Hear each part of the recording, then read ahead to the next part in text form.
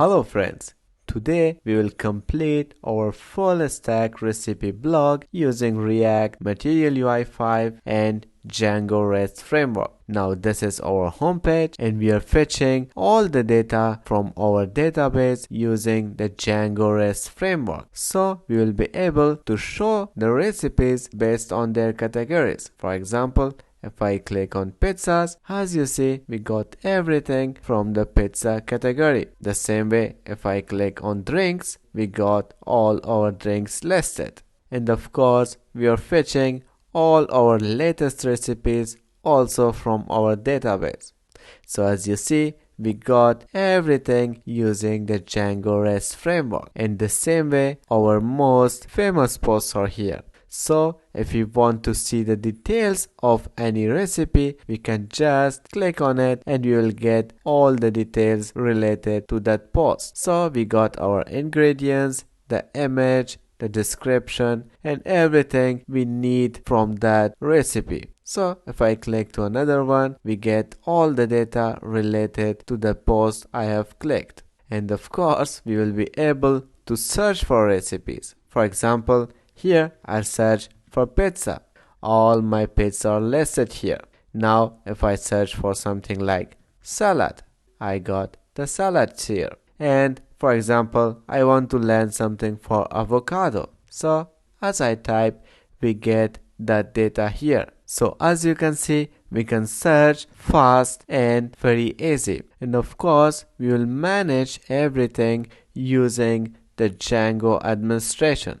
For example, now if I want to change the image of this category, I'll just go ahead inside my categories and here we'll search for that category. So now I can just come here and update the new image.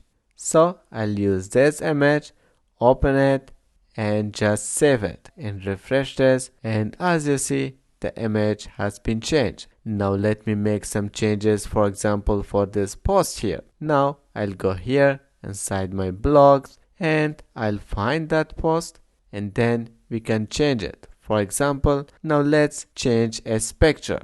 I'll change this pizza to something like that. Now let's save this and here as we refresh it, there we go. We got the new picture. The same way, of course, we can do for the other posts here also. We can change their description, their excerpt, their details, and anything we want. So as you see, we have a lot to do. So without wasting the time, let's go ahead and start coding. So now, as for the UI, I'll create another folder for our backend also, and I'll call this here backend. And inside this backend, we'll be creating our API. So let's go ahead inside the backend. For this, I'll go out of my UI folder and then I'll cd inside the backend. Now we are inside the backend, and here first of all, please check if Python is installed in your operating system. So first of all, we'll type here Python 3 -- version.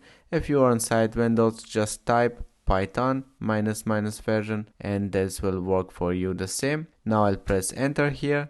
Now as you see, Python is already installed in my operating system, so I don't need to do anything else. But first of all, here I'll create a virtual environment, and for this I'll be using the venv, and I'll say here Python 3 -m sol make, and now we should name our virtual environment. For now I'll call this the virtual environment also venv, so it's a virtual environment like that, and I'll press enter and Python will create the virtual environment for us. Now at the moment we can't see anything, but if you go inside the backend folder, you can see there's a virtual environment folder in which you can find all the libraries related to the virtual environment. We don't need to set anything here, so that's why I don't touch anything here, but I'll go ahead and activate my virtual environment. For this I'll type source venv and then pin and activate, and I'll press enter. Now as you see, I'm inside my virtual environment, and here we will install the Django also. For this I'll say Python 3 like this -m pip install Django, and then I'll press enter.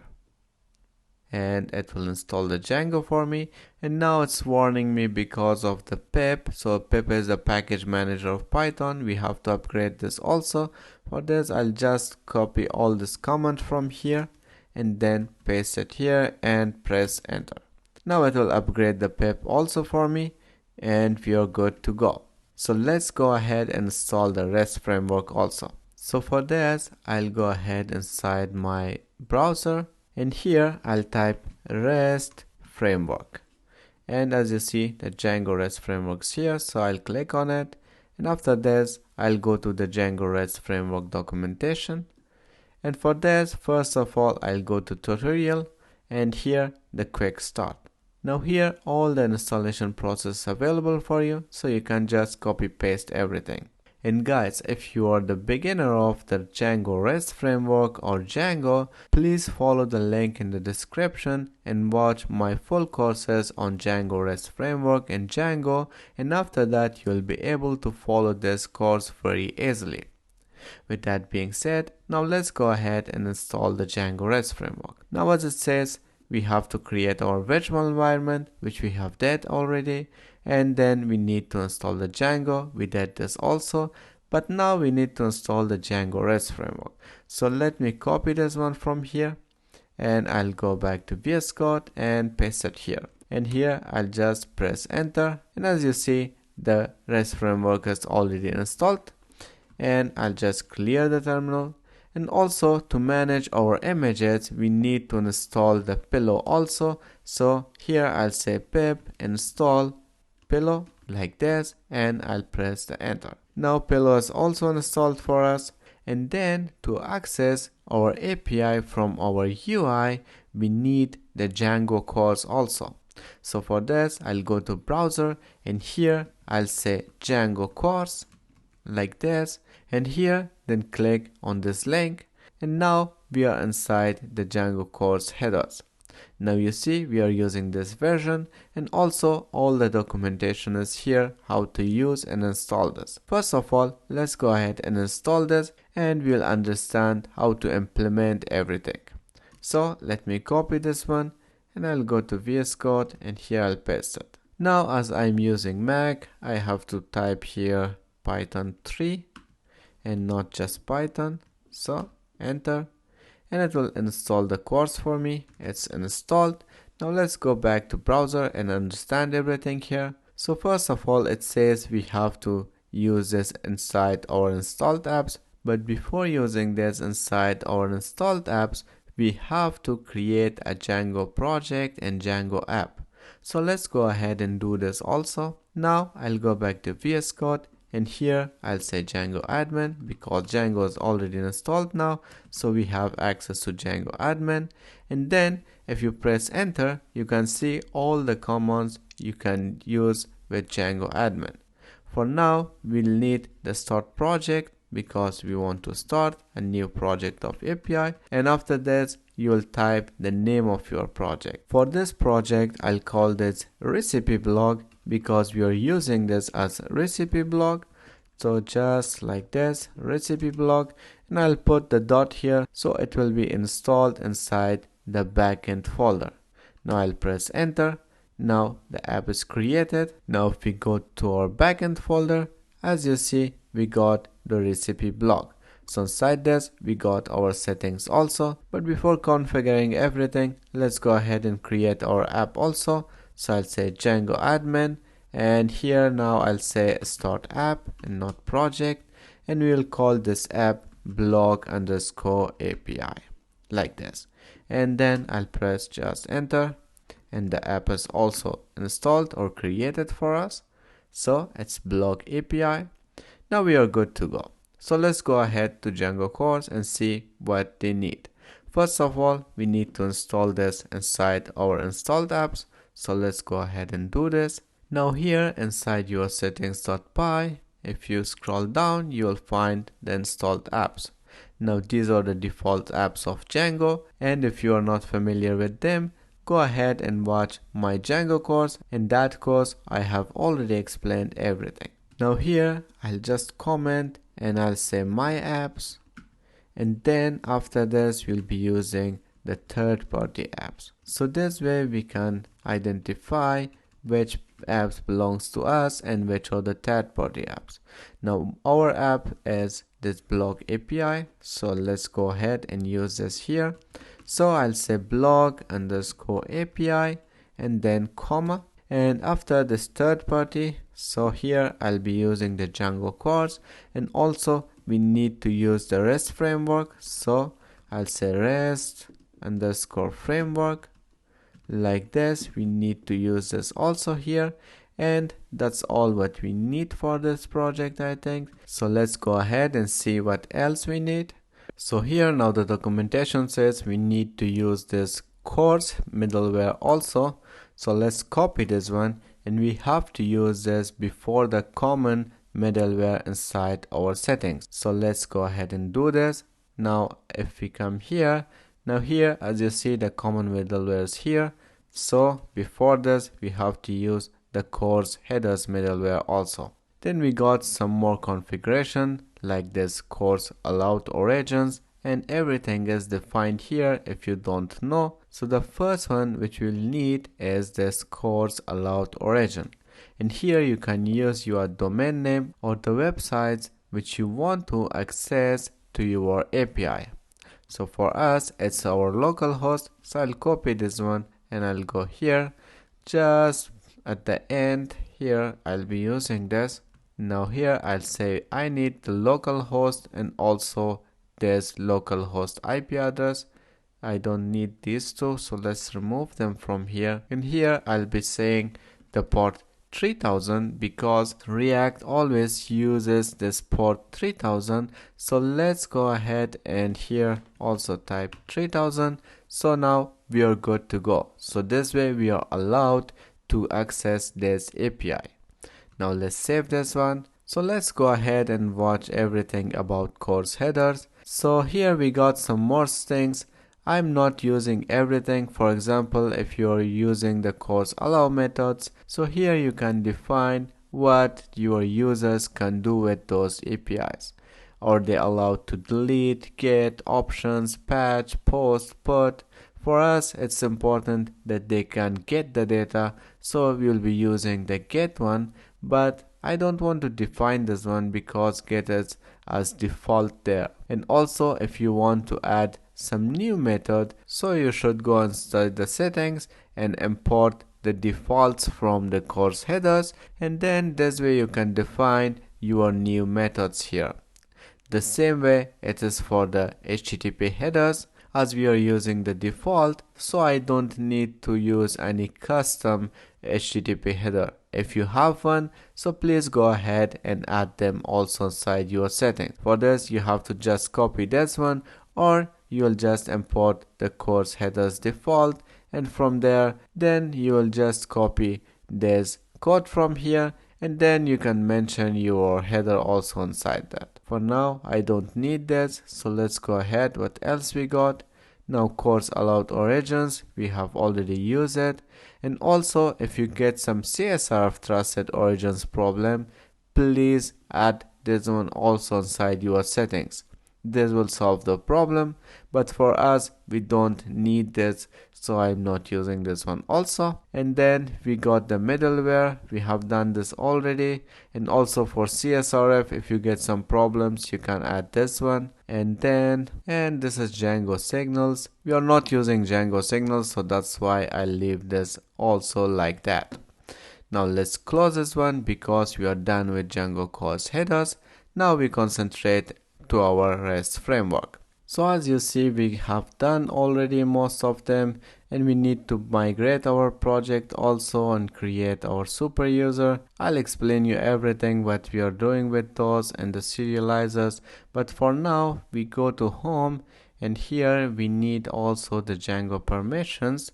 So let's go ahead and use this also. So to do just this code from here, I'll copy this one, and inside the VS Code we can paste this also somewhere after databases or anywhere you want.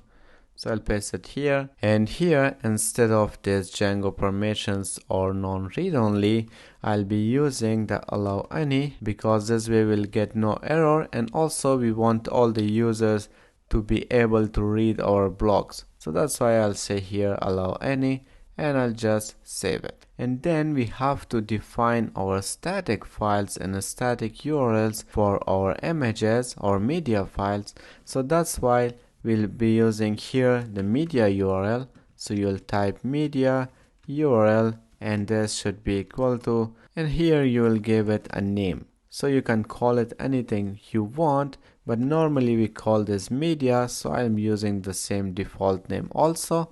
And then after this we need a media root, so media underscore root, and this should be base directory, so it should use the base directory. Now base directory means it should take the actual folder, which is our backend, and inside this another folder, and I'll call this also media.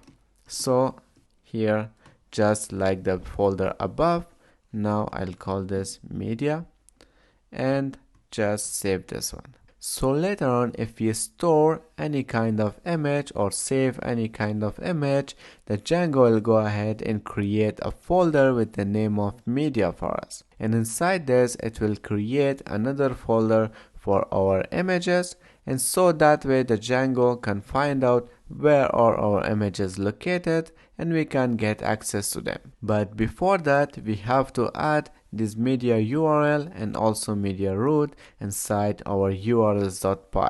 So for this, I'll go to urls.py, and here let me remove all the comments from here. And here now from django.conf we need to import the static. So I'll say from django.conf and .urls, so .static, it should import the settings or the static for me. And then from django.conf we need to import the settings. So django.conf, it should import settings for me like this. And then we'll append our URLs with this plus signs with the static. So this way Django will find out where our media files are located. Now as we got access to settings, we will import these media URL and media root here in URLs. So let's go ahead and do this. For this I'll say settings dot media URL. So it was like this, media URL,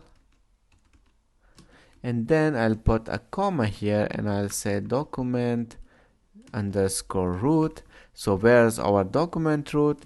And this should be settings again, and inside that settings it should find the media underscore root like this. Now we got everything and we are good to go. So let's save this one. So now let's go ahead and design our blog API. So for this, first of all, we need to create two folders. The first one will be urls.py here, in which we'll define all our URLs.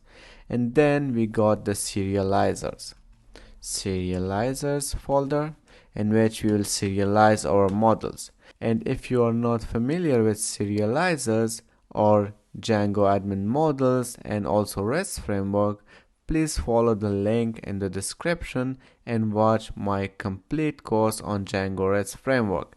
In that course I have explained everything very beginner friendly, so after that you will understand everything, because I don't want to waste the time of the others to explain these basic things. With that being said, now let's go ahead and first of all design our model. And here I'll define two models. The first will be the category. So for our categories, now it's category models dot model like this, and then we will define a field for this.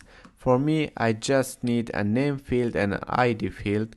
As the Django creates the ID field for us, I'll just give it one field with the name, and here I'll say models dot char field, so, and a max length of for example 255 is enough, like this. And then to see everything inside our Django admin, we create this function of a string also. So let's go ahead and do this also. So as a self, and then here we'll return self dot one field from here, so it will be return self dot name, like this. And then we need one more model, and this one will be for our post. So I'll name it here blog, like this, and it will also inherit from models dot model, like this. And then for this we need some more fields. So first of all will be our category. So I want to give a relationship between our category and also this blogs. So this way we can define which post or which recipe belong to which category. So here it will be category, and this will be equal to models dot foreign key. So we can get the foreign key of this category, and then here we define the model name first of all. So for us it's category, it's coming from here, and then we'll say on delete it should cascade. So if someone delete the category, it should delete all the posts belong to that category. So this way we'll get no error. And then I'll say null of this should be true, because for some posts we don't need any kind of category, so I don't want to define any category for this. This way we can leave it as null. And then of course for our blog we need a title. So for this I'll say models dot char field, and then here I'll say max length of this will be 255, like this. And then we need a slug. So, and for the slug I'll say models dot slug field, like this. And here the max length of this I'll say again 255, and also we'll say the default here. We don't need anything else, that's enough I think. Then we need the except, and this should be models dot char field again, and here it should say for example max length. Again max length of this will be 255, and also we'll be using this as default of nothing. So the default of this should be nothing, like this. And also we'll need content. So inside this content we will define all details about our blog post or our recipe, and the except will give some short definition of what will be in the details page. So this way if the user sees, for example, how the recipe is made, if they get interested, so they can click on it, otherwise they will continue and read the other post. So for content we'll be using models.text field, because for this we need more characters. So here we don't need to define any kind of max length. Now but here I want to say that none of this should be true, because if we got no description about any post, we can just leave it like that. And also I'll say the blank of this should be true, and then we will need a content too. So because inside our blog we have two definitions, and we'll be using the first content before the image and also the second content after that image. So that's why we need two contents. So I'll say here models dot text field again. I'll just copy everything from the above so I don't waste the time. Copy and paste it here. So it will be the same thing. And then we need our image. So the image will be models dot image field, and here we have to define where should it upload the images. So I'll say upload to is equal to, and here I'll say image. If it doesn't find any kind of image folder, so it will create one inside the media. Later on I'll show you where it is located, but for now you have to define this upload to and also a folder. So, and after this I'll say here for the image it can be null to true, because for the image also in some posts we may don't have any kind of image, so this way we'll get no error if we leave this a blank. So I'll say this blank, and after this we'll need for ingredients, so ingredients like this, and it will be models.text field, because in some recipes we need more ingredients, so that's why I'm not using the char field. So I'll just say here text field, and we need everything from here. So let's copy it and just paste it here like this. And after ingredients we need some choices here, so a drop down in which we can define if this post is popular or not. So if you don't know yet about our front end, please go ahead and watch that, because on that we have used also the popular, so we need a field for that also. So for this I'll go ahead here, so here I'll say post underscore choices, and this should be equal to a list, and inside this list we'll use some tuples. So first one will be popular, so popular, and then we'll be using the same way, same name, so let's go ahead popular like that, and we'll call this also something like post label, so it will be post label. And then for this we'll need a char field, so models dot char field, and here we need some more arguments. So the first one will be the max length, of course. I'll say the max length of this should be just 100, more we don't need. And then we use the choices, so choices of this should be equal to our post choices, so post underscore choices, which is coming from here. So we got here, so we are defining this here also. Then we need also, we don't want this to be required, so that's why we'll be using everything from here. So the null and the blank of this will be also true like that.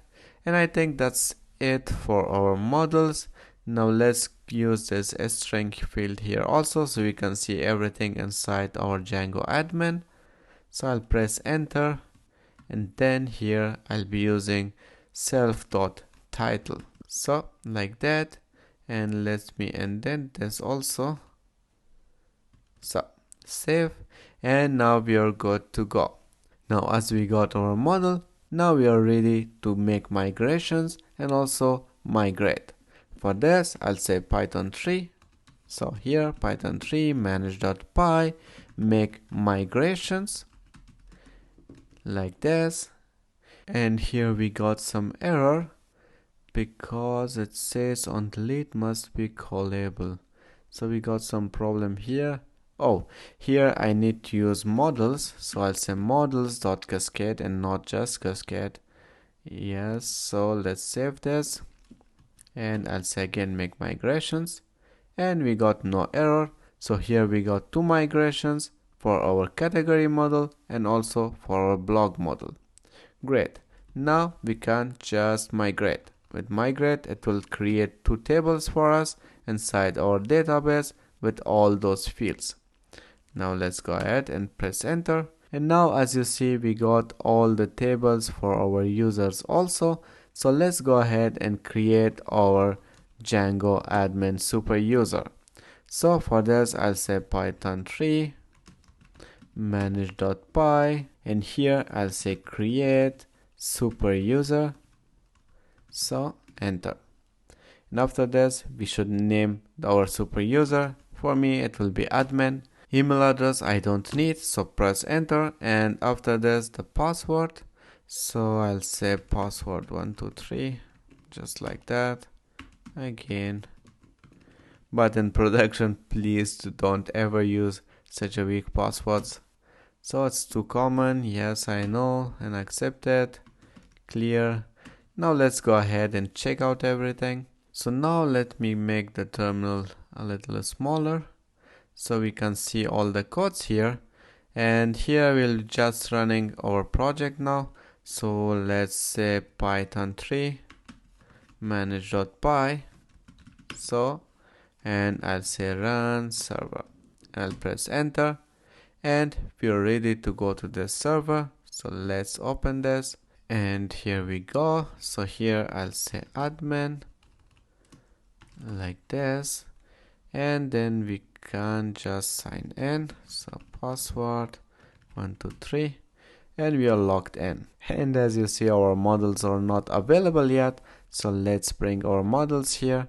For this I'll go to our admin.py, and inside this we have to bring our models. So from .models I'll import the category and also our blog model like this. And here I'll say admin.site.register. So what should it register? It should register the category like this. And I'll be also using the blog. So let me copy this one, paste it here and register the blog also, save it. And if we go back and here, if we refresh, as you see, we got the blogs available here. So now we can add all the blogs which we need. Now as you see, we got the category also here, but as we have no category yet, that's why we can't see anything here. Now if I go here and add a category, for example drinks, and save it, and then I'll create one more category, for example meat, whatever, save it. And if we go to blogs now, and if I try to add, we can select the category which it belongs. For example, I'll say it's a drink, and let's give it a title, so my special drink, whatever, like this. And also we'll create a slug. So slug is always with a minus in between, so I'll be using the title and I'll just put a minus between them. And then we got the except. So except will be from content. So let me search for some lorem ipsum text here. So lorem ipsum generator, and here I'll use some text like this and just copy it and paste it here. And also half of it I'll be using for except, and for content too I'll be using some of them also. So now let me add an image here. So I'll use this drink one, and also some ingredients we need. So for this I'll be using lemon and some sugar. What else we need? Water or whatever. So that's enough. I'll be saying it's popular or not, we can define it. And if you want to use some more post labels, you can add everything inside that label. So if we go here inside our models, we got our post choices. You can just copy this one, put a comma here and use one more. It will be appear inside your admin also. Now let's save this one like this. Now we got our first drink. So now as you see, the image is also saved for us. Now let's go ahead inside VS Code, and if we go here, now as you see we got another folder with the name of media. So Django has already created this media folder for us, and inside this we got one more folder with the name of image, which is coming from here, from our model. If this would be pics or something else, this will be the same name as here. And after that, here we got our image which we have uploaded. So this way we can find all those images inside Django, and we can send them also to our APIs. With that being said, now let's go ahead and create our APIs. So now I'll close all those files from here. We don't need them yet. So I'll just close this one also, so we can see everything. Now we got our admin, we got our models, and we need our serializers now, because before using all the data from our models we have to serialize them. So for this I'll come here and I'll say inside serializers.py I'll say from, and here I'll say rest underscore framework. It should import the serializers for me, and then we need to import also from our models the models which we have created. So it should import for me the blog and the category. So it will be blog comma category like this, and then we have to make classes for them. So I'll say blog serializer, the first one, serializer, and then I'll say here serializers. So I'm using this import from here. So serializers dot model serializer, because we want to use the model serializer because it's easy and also very clean. So here we need to define our meta class, so class meta, and then after this we have to define our model. So which model we are using? We are using the blog model, so it will be blog. And then after this we have to define which fields we want to serialize, but for now I want to use all fields, so that's why I'm using all like this. And then we need one more class for our category, so let me copy this one and I'll paste it here, and here I'll say category serializer like this, and this time I'm using the category model, and also from that I need all the fields. So let's save this one, and we are done with our serializer. So let me close this one, and now of course we need our views. So for the views we need to import our models, of course. So from dot models I'll import my blog model and also the category model, because those are what we need for our project. And then from dot serializers I'll import our classes. So the first one was blog serializer, and then we got category serializer. So we got both of them here, and after this we'll need the view sets. Now if you're not familiar with view sets, make sense and response, etc., please go ahead and watch my full course on Django REST framework, so this way you will understand everything here very easily. With that being said, so let's go ahead now. From REST underscore framework we'll import the view sets. So we'll import the view sets, and also I will be using the make sense. So from REST framework I'll import make sense also like this, and then we need the response also. So not REST, from REST framework dot response we need to import the response also like this. Now we got everything which we need for imports. Then we create our first API class. So the first one I'll say is blog API view. You can call it of course anything you want, and it will inherit from view sets dot generic view set. As generic view set is very easy to implement and also much readable, so I'll be using this one here. Now here I'll say make sense and dot. First of all we need to list our data, so I'll say list model make sense, and also then I'll say we should be able to retrieve this. So and again make sense dot retrieve.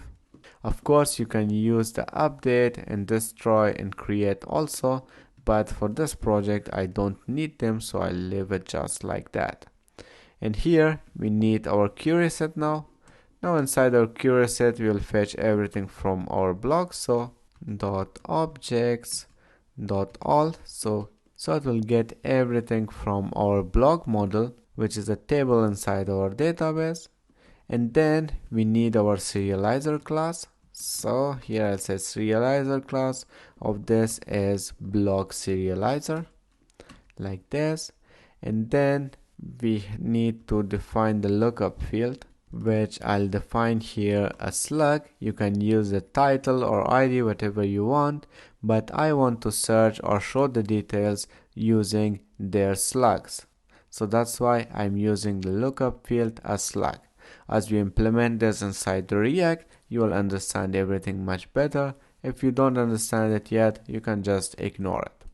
So then we get the class for our categories. So it will be category API view, like this, and it will be the same thing, view sets.generics. So view sets.generic view set, not generics. And then we'll be using the makessense here also. So makessense.list, and then we need makessense.retrieve. So makessense.retrieve model makessense, and here I'll also define the query set, and this time we'll get all the data from our category. So I'll say category dot objects dot all, and it will fetch everything from our category. And then I'll say serializer class. So of course we know what to use here, so it will be category serializer, like this. And then we need the lookup field here also, but here I'll say I'll search everything by using its ID. You can use the name also, but here I prefer the ID because this way it's easier to find and match everything. So then we'll need a class for category blog, or we say category post API view. I'll explain in a minute why we need this one. So now I'll say here view sets dot view set, because in this one we will be using the request, and also we need a function. So in this function or in this API, we will be fetching all those data related to one category. For example, inside our drinks category, there should be just the post belong to our drinks and not others. So with the help of this function, which we'll create now, we will fetch all those data belonging to one unique category. So here I'll say def, and here I'll be using the retrieve, like this, and for this I need the self, then we need the request, like this, and also the primary key. Here I'll say it should be none, like this, and then we define what we want to do with this. So the first thing we need here is also the query set. So I'll say query set is equal to, and here I'll say blog dot object. So everything from blog dot filter.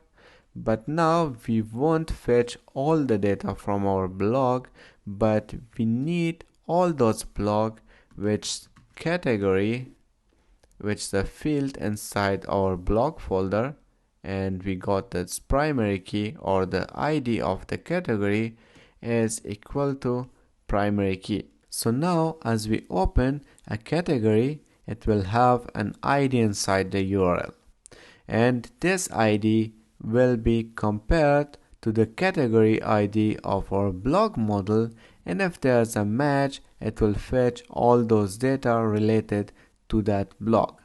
I'll explain this also later, so for now it's a little bit confusing, I know, but don't worry about this, you'll understand this as we use them in action. So for now, let's go ahead and serialize this query set also.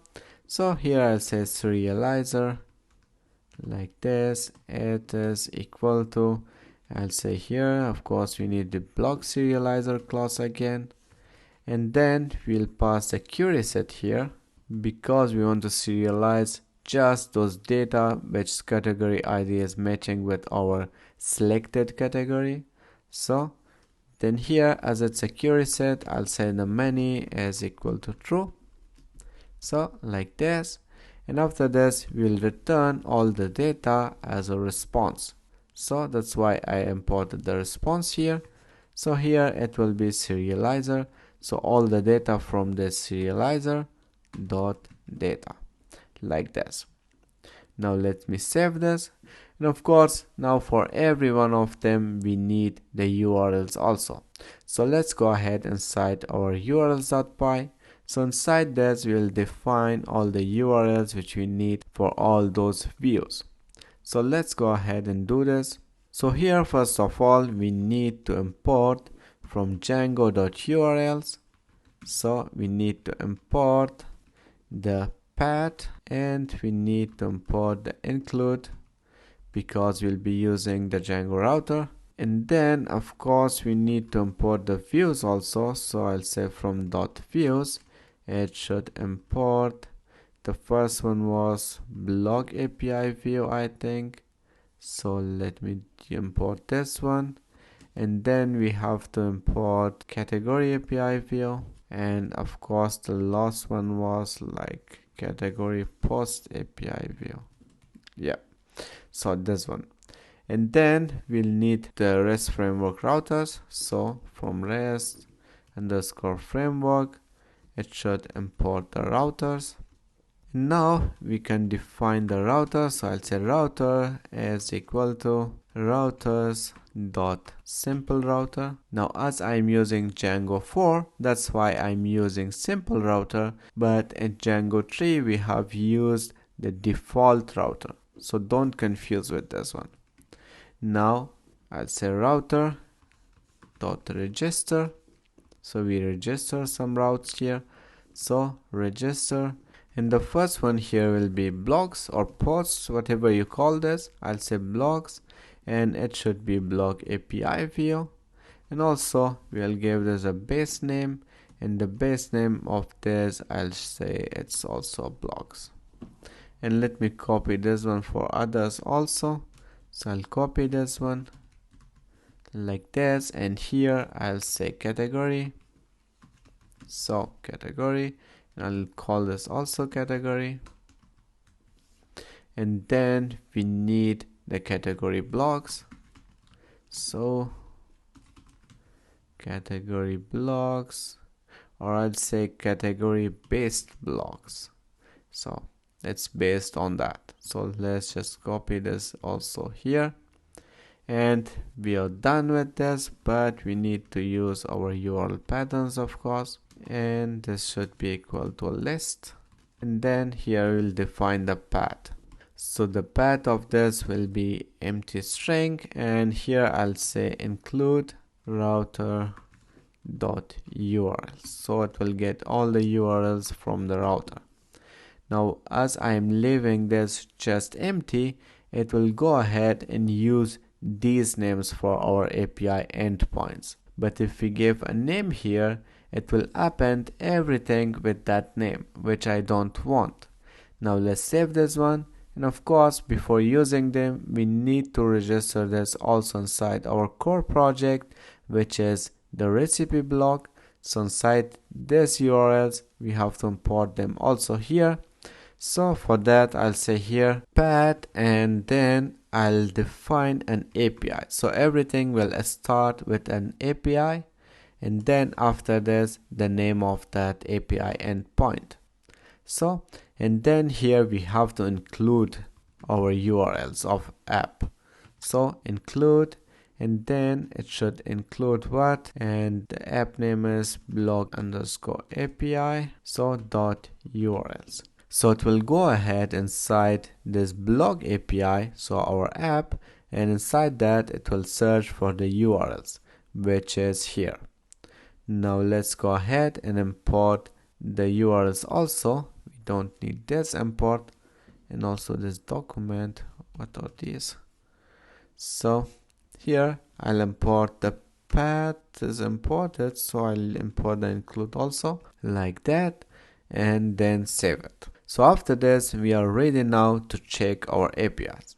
For this, I'll go to browser, and here, instead of this admin, we'll be using the API. As I said, I'll be using API for every route, and then I called the first one was blog, like blogs or blog, something like that. I think it was blogs. Yeah, perfect. Now as you see, we got all the data here, and it's also as a JSON, so we can use this for our React project. Now if I go back and create, let me copy this lorem and create one more blog so you can see the difference. So I'll say admin, and I'll say go inside blogs, and let me create one more blog here, and this will be meat, and here I'll say the title some meat or whatever, and here will be some meat, and then I'll need the except of course, but I'll paste everything from here. Let me copy this one also, paste it here. We'll use a picture of pizza here and some ingredients. So for pizza I'll be using chicken, ketchup, and we'll be also using some cheese, of course. Then is it popular? I'll say no, it's not very famous, so let's save this. Now as you see, it's saved, and if we go to our API and if I refresh here, as you see, we got our next data also here. So our API endpoint is working. So now let's check our categories. Now let me see what was the name of that URL. It was just category. Good. Let me copy this one and or this one because this is difficult. So let's paste here. So I'll say category, enter, and it fetched also the same data. Oh, as we copy this, we have to change this block to category, API view, and also here to return those functions, because otherwise you'll get all the time the same data. So like this. Now let me copy this one, save it, and go back, and if we refresh, you can see we got the category 1 with the ID of 1, drinks, and the second was meat with the ID of 2. Great, we are fetching the data. Now here we'll be using the third one also, and here of course we need the ID of the category. So I'll say the first one. So as you see, the category 1, which was the drink, and it's using the ID of 1. Now if I use another, so here I'll say 2. As you see, we got the meat because meat belongs to category 2.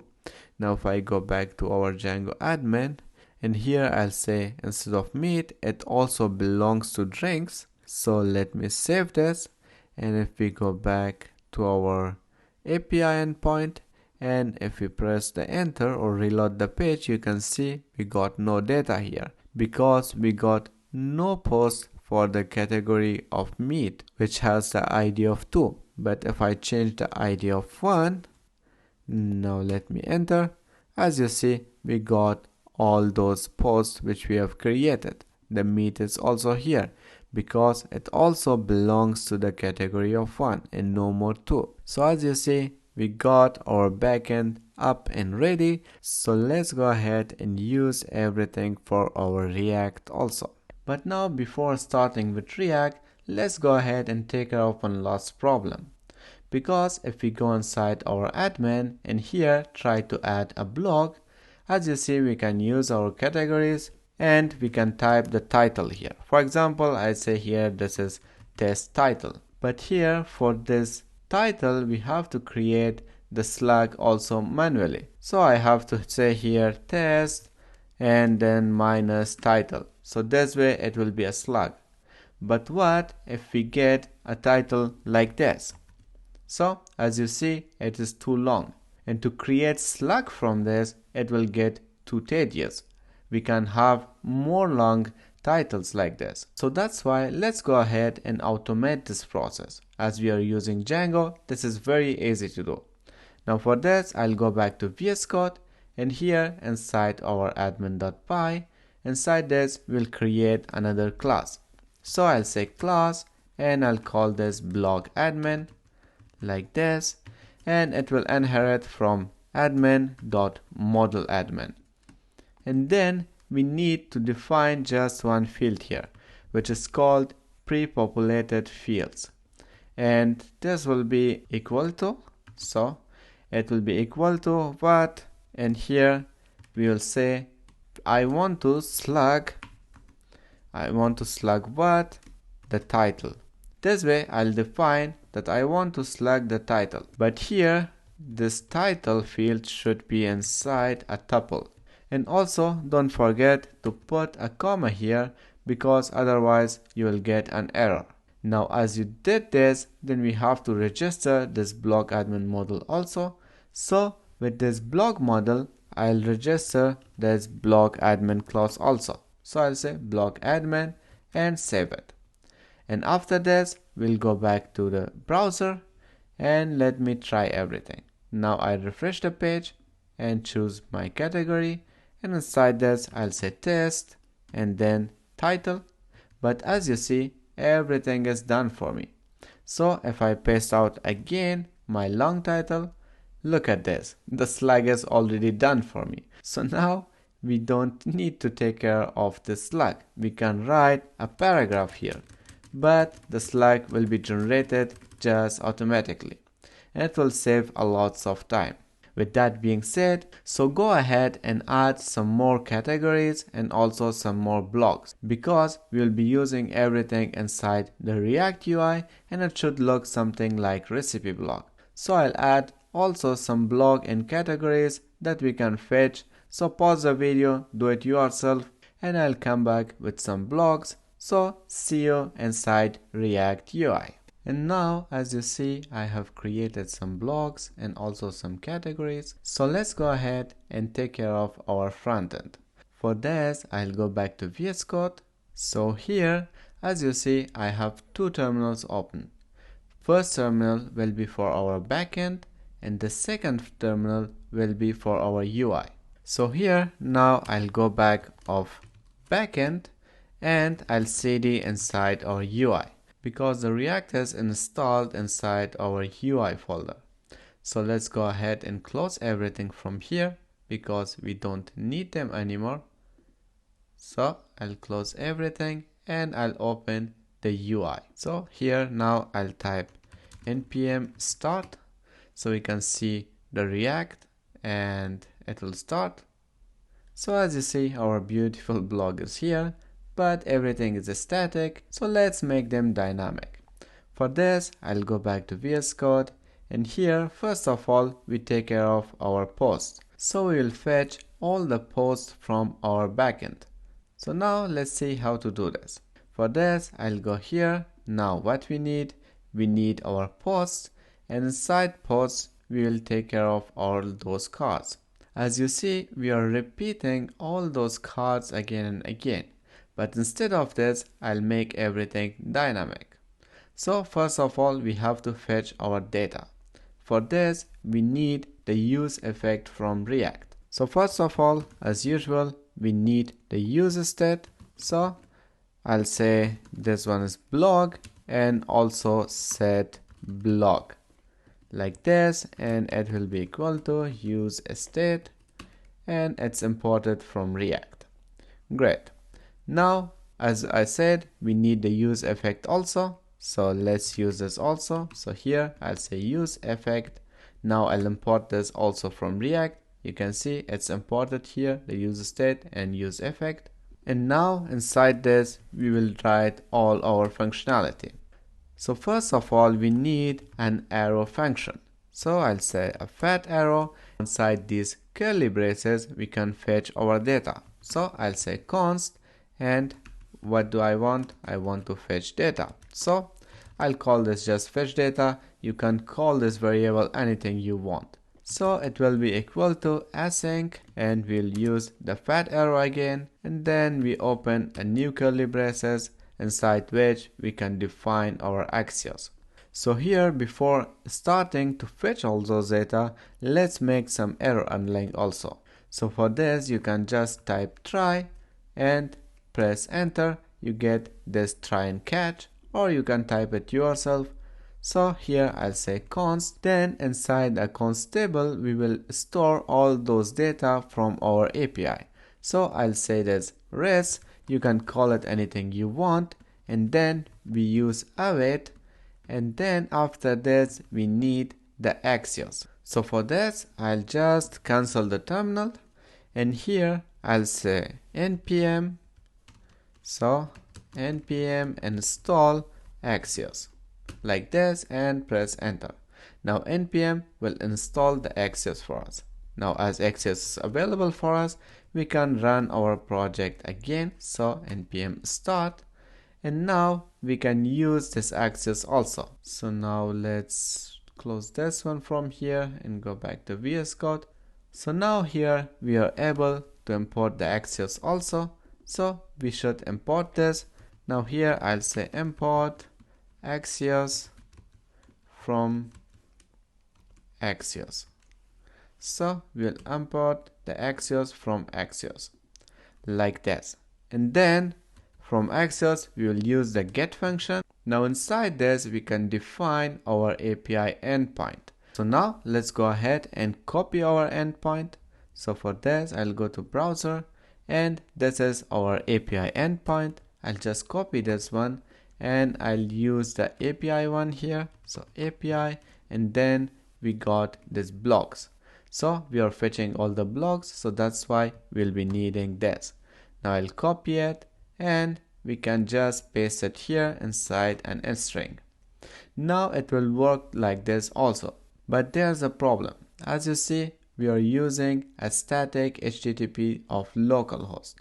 Now later on, if we change our domain, then we have to come back here, and everywhere we should replace the new domain with this one. So that's not a good idea. And also, I don't want the people to know which API endpoint I'm using.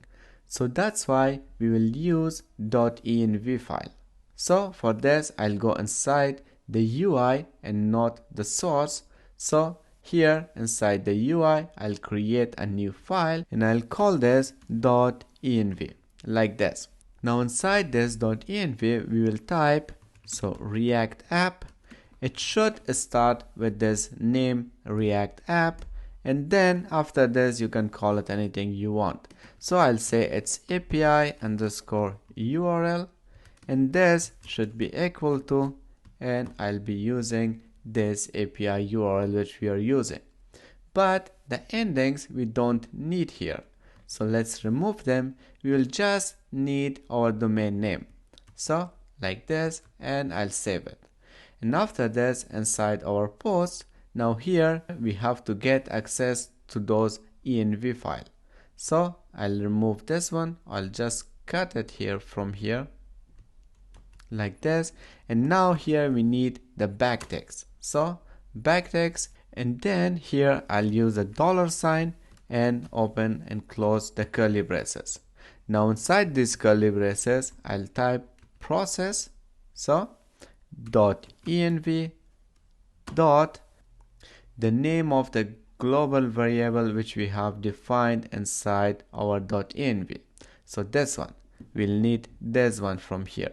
So it is React, so React underscore app underscore API and underscore URL like this. And that's it. That's all what we need. Now our domain is available. So if later on we need to change the domain name, instead of using everywhere from Axios, we will just go inside our .env and change this URL from here like this. Now here we need our endings also. So here I'll say API, and then I'll say here blocks, because that's our API from which we want to fetch our data. Now it's here. So now we got all those data inside this res variable or constant. So we have to put all those data inside our block. For this, I'll go here and then I'll say set block. So this one, I'm using the set block now. And this should be res. So from our response, the data. So it will go ahead and take all the data from our response and put this inside this blog state. In this way, all the data will be available for us and we can map on it. Great. Now also for the error, if there's an error, so I'll say console like this, console.log, and we'll be just using the error here. So it will show the error for us. So now we have to call this function. For this, we go outside of this function. So here now, and here I'll call this. So it will be fetch data like this, and it's a function. So the use effect will call this function every time we open our blog. And now to prevent that use effect run over and over again, we have to put here a comma and also a list. So this way it will just run once inside our React. With that being said, now let's go ahead and use our data. But before fetching the data inside our cards, let's test if everything is working. Now first of all, I got a problem here because I'm using this state without parentheses, and also it will be an empty list at the start because the blog should be an empty list, and then using the set blog we will fetch or we will put all the data inside this blog constant like this. Now here I'll say console.log so we can see everything. So console.log, and this will be response.data so we can see if everything is working. Now if I go back to browser, and here let me inspect this, and inside that console you can see all those data are available for us. The pizzas and all the salads, etc. are here. So this means our API is working and we are ready to implement all the data. So let's go ahead and do this. For this, we'll be mapping all the data. First of all, let's remove this console.log. So it is out of here, and then we'll go below here. Now here, as you see, we are repeating all these cards. So I'll remove these two of them from here because we need just one of them. And now on this grid, we will map all the data. But before this, we have to make some changes inside our postcards because we don't have any props in which we can use the data which we will fetch using our map. So let's save this for now just like that, and let's go ahead inside postcards, and here instead of this yummy burger, for example, I'll be using title, so one prop, and also for the description we need the excerpt here, so I'll say excerpt like this, and also the share and learn more button will be the same, but also we need to change for the image. So this will be also image which we will fetch through the prop. Now we need also the link here, so this link we don't need this anymore. Instead of this, I'll be using a prop here also, so is equal to curly braces, and here I'll say blog href, for example. Now you can call it anything you want, and now we have to pass all those props also here. So I'll say title, and we have excerpt like this, and then we have blog href, and then we have something like image, and that's it. Now save it. So we'll go back to post, and here we got our card. So inside this, now we can pass more props. So I'll say title, for example, and etc. But before this, let's go ahead and use our map. So I'll open a curly braces, and now all the elements should be covered inside this curly braces. So like this. I just want to repeat this piece of code every time I get a data from the API. So for the first one, it will take one card. For the second one, there will be another card. So like this. Now here we need to use the map function. So I'll say blog because we are fetching all the data inside this blog. So I'll say blog.map, and here then we can define our function. So I'll say post, and this will be a fat arrow function, and we'll put all those elements from here inside our map function like this. Now let me indent this, and here we are using every block as a post. So now here we have our props, so I'll say title, and this should be equal to post.title. And then we got accept, so accept like this is equal to, now this will be post.accept. Now these are all the fields inside our API. So let me show you what I mean. Now if we go back to browser, as you see, this is our blog endpoint, so our blog API link, and inside this we got all those data available, and every data has its own field. So for ID, title, slug, accept, content, and all of them are available like this for us. So when we call them inside our map function in React, we get access to those data. So that's why when here I'm mapping to throw all the data, and I'm fetching everything as post. So you can imagine this as for each. So for each blog as post, do this for me. So here I'm taking the post.title, so it will return this title from here for me. And then for the second one, for third one, for everyone like this. And also the same way for excerpt, image, and all others. So now here I have another prop which is called image. So here I'll say it is post.image. Now if you think why I'm using these props with image and excerpt same as them, because we define them also just like that inside our post card. So you can see we have a prop of title, excerpt, and also the image. So we can change them. We can use, for example, this as my title or whatever you call this prop, then you have to use the same term here. So it will be title. If you use my title here, then this should be my title. But for post, it will be always the same as your field name. So I'll say post.title, post.excerpt, and post.image. With that being said, so let's now go ahead and see our result, if everything is working for us or not.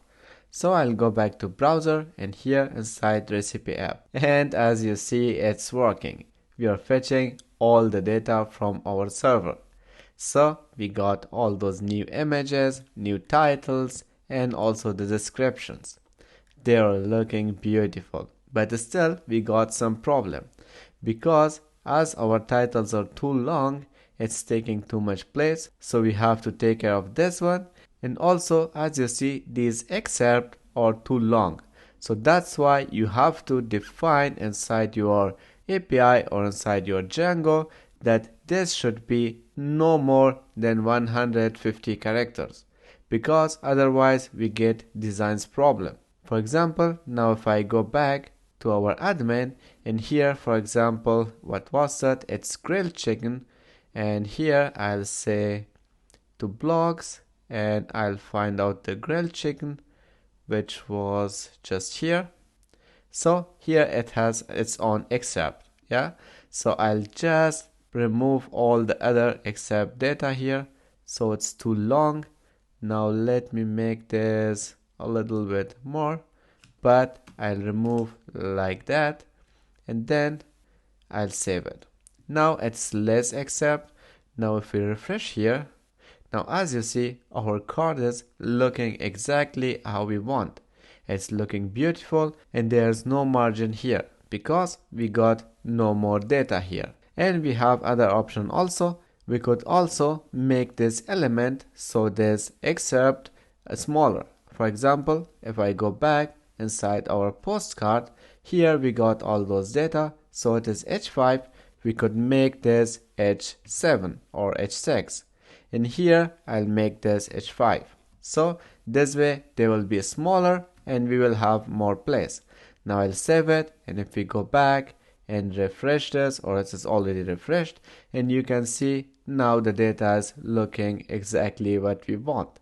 So it's a little bit smaller and everything is looking beautiful. Even we can use more excerpt here.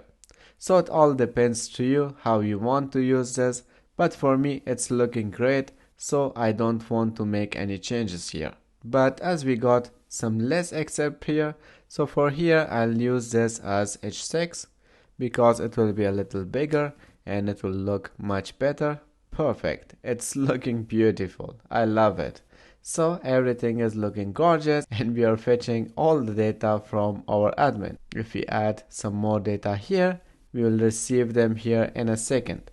So isn't that great? I think it is.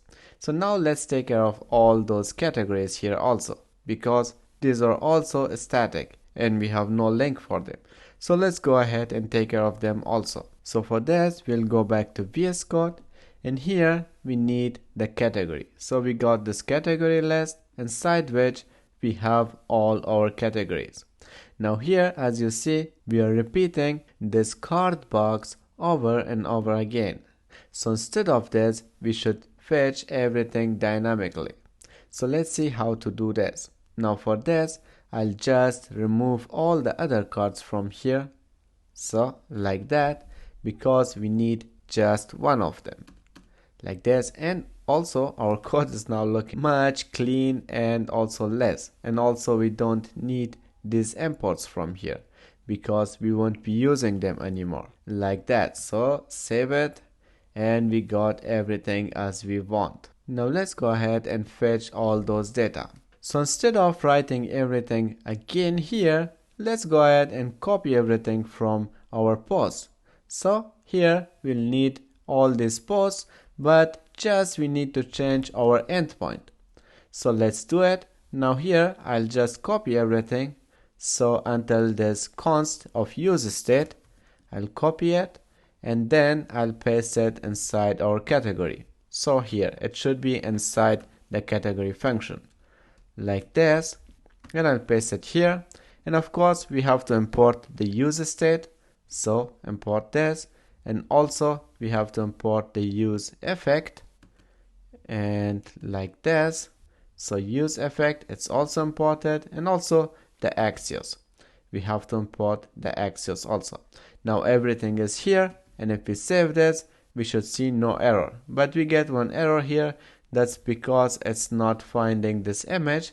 But for now, let's go ahead and remove this image, and I'll give a string here, so a string of s or something like that, and save it. And now it's working. So we get no error, which means we are good to go. Now here, instead of this ending of API blocks, I'll be using category. So category, just like this. Save it. And also from post, we can use our map now here. So here inside our cards, so we are using this map here. I'll just copy this one and bring it to category here. Now I'll go here down to our card box. Before this, I'll just paste it, but instead of all those data inside our grid, we'll be using the card box here like this. And it should work as we want. We are missing a curly braces here like this, and it is looking good. Now we got blog, we got post. Now here we can change the name of our state. So let's call this here category or cat, and set cat. So set cat, and of course we use this set cat here also because we need this like that. And also now we are fetching all the data inside this cat, so we will remove the blog here and we will fetch everything as category. So I'll say category like this, and then here we can use all those data from the category. So for the desert here, for example, I'll be using the category. So category dot what, I'll be using the name, and save it. Now we are done for categories. So let's go ahead and see our result. Now I go back to browser, and as you see, we got all those category names from our database. But we forgot to use images also for the categories. So let's go ahead and do this also. Now for this, I'll go back to our backend, and here inside our blog API, inside models, here we have to create some changes. We just use this image field from blog also for category. So here I'll just go ahead and paste it here. So it will be category image and everything will be the same. Let's save it, and now we'll go here and cancel the server and again clear it, and we need to make a migration. So python 3 manage.py make migrations, so like this, and now we can migrate. So python 3 manage.py and migrate, so like this, enter, and it is done. Now let's run the server again. So python 3 manage.py, and here I'll say run server, enter, and let's go ahead and check everything. Now here we don't have anything, so let's close this one. We should be using this one here. Now inside categories, if we refresh and try to add something, there's an image field also. So I'll go ahead and add some images and come back in a second. So now I have added images for everyone. So for healthy, the healthy image, for the desert image. So everything is done as before, but this time we will fetch everything from our API. So let's go ahead inside VS Code now.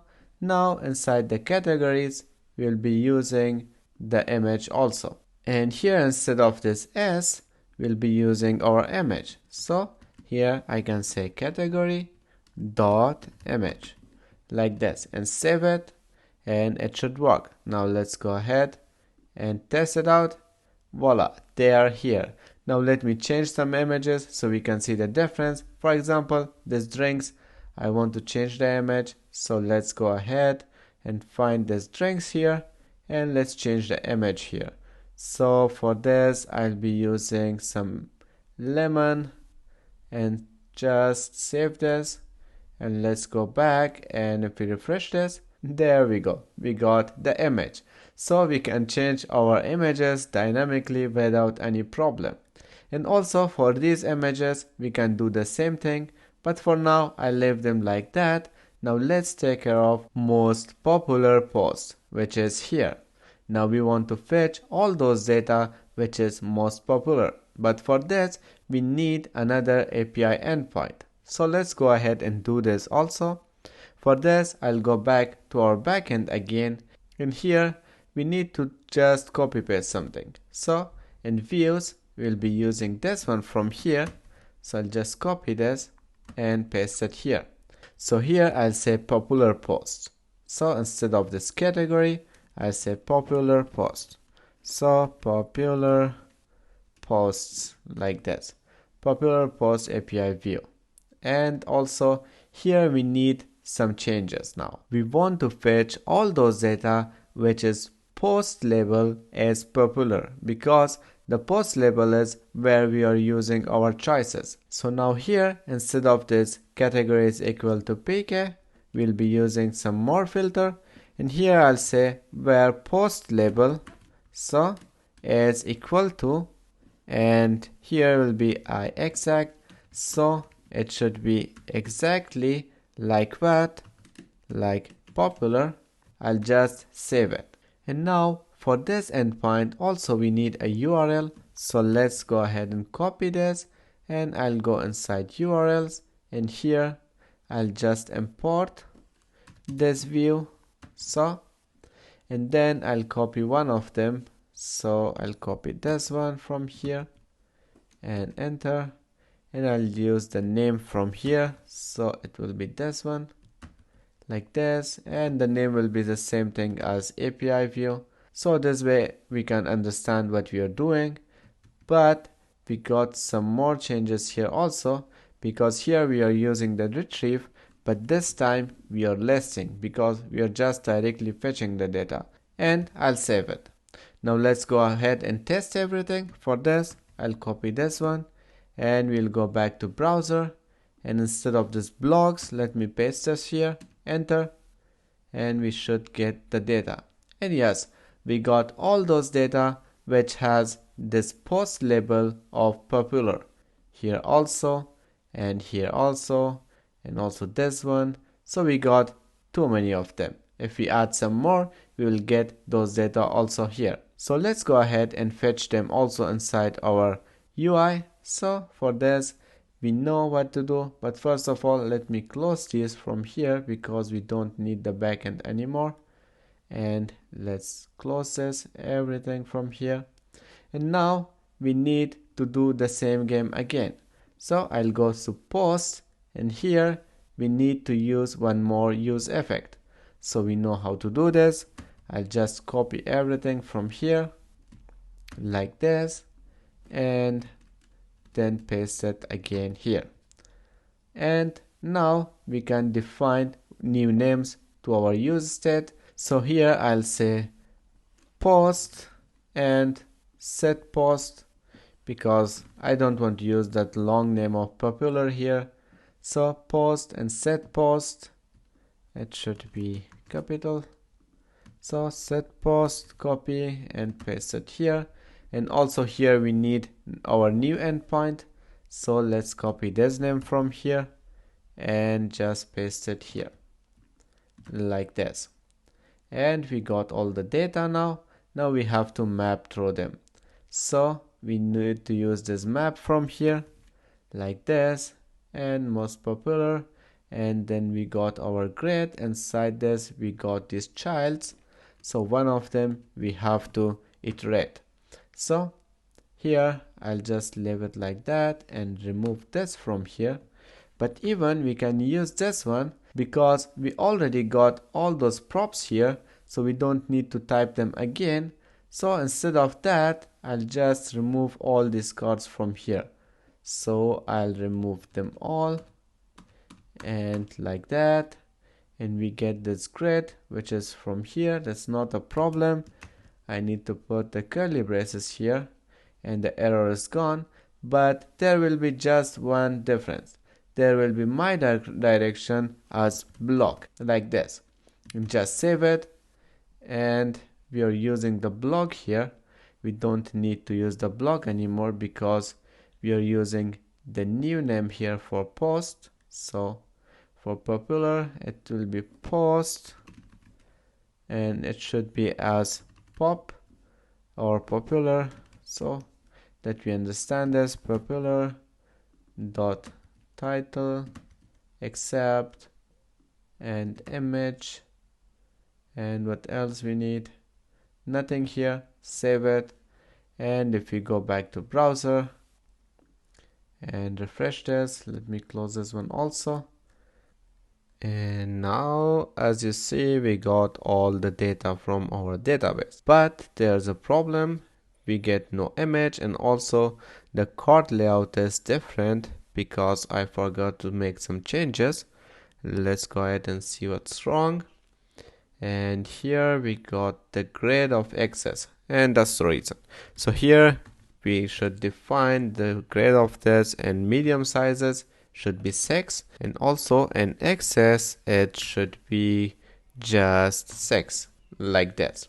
Now let's save this, and if we go back, now as you see we got the data as we want, but there's a problem with images. So let's inspect this and see what's wrong. And here as you see we got the media and image folder and also that image, but the problem is we are missing our domain name, and this is what can happen often using React and Django. But there are many solutions for this, so let's check one of them.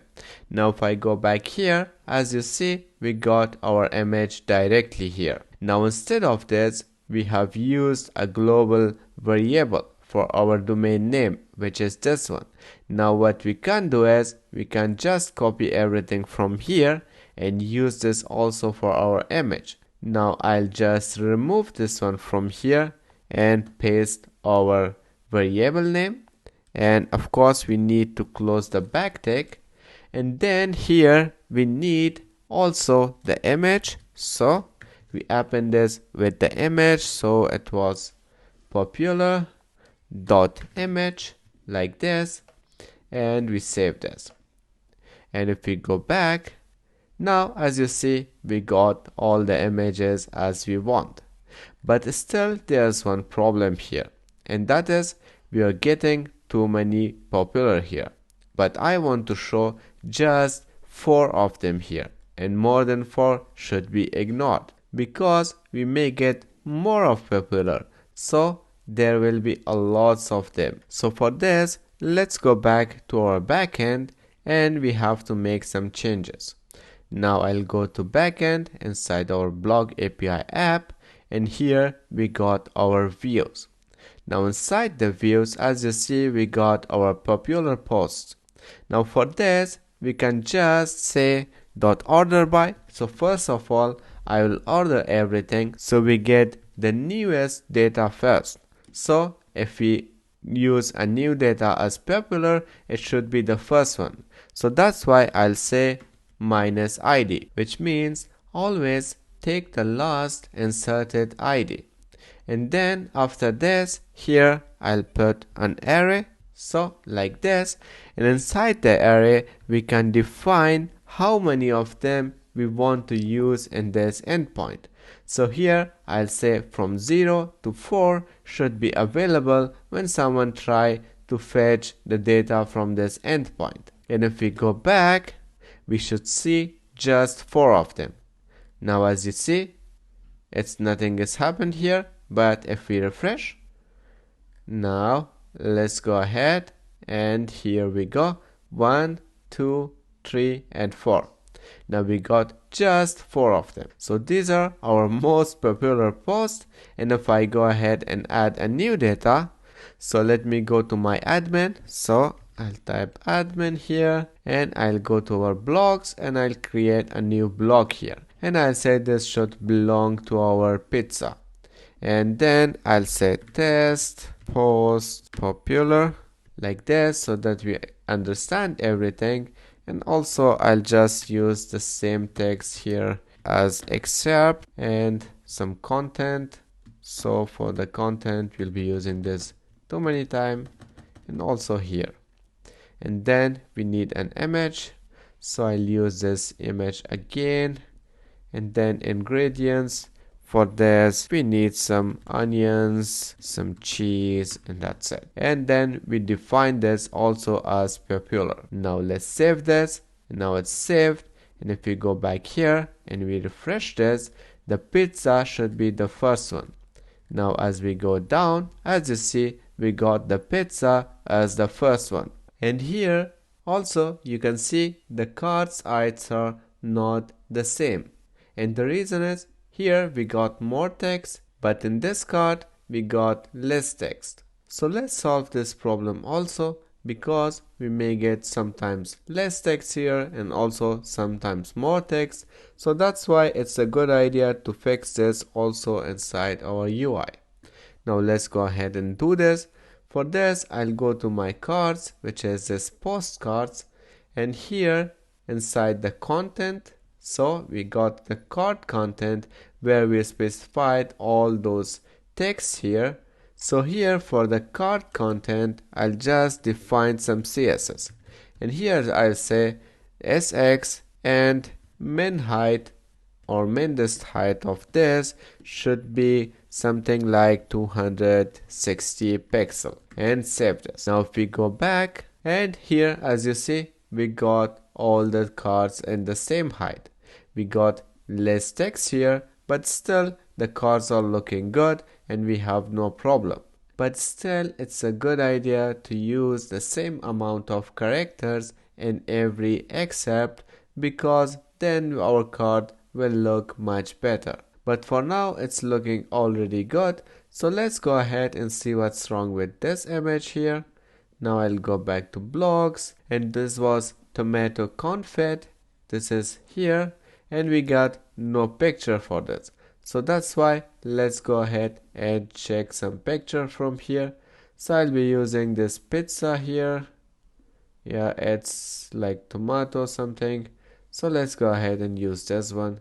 I'll just save it, and here we refresh this, and we should get that code also filled. And yes, it's here, so it's looking beautiful.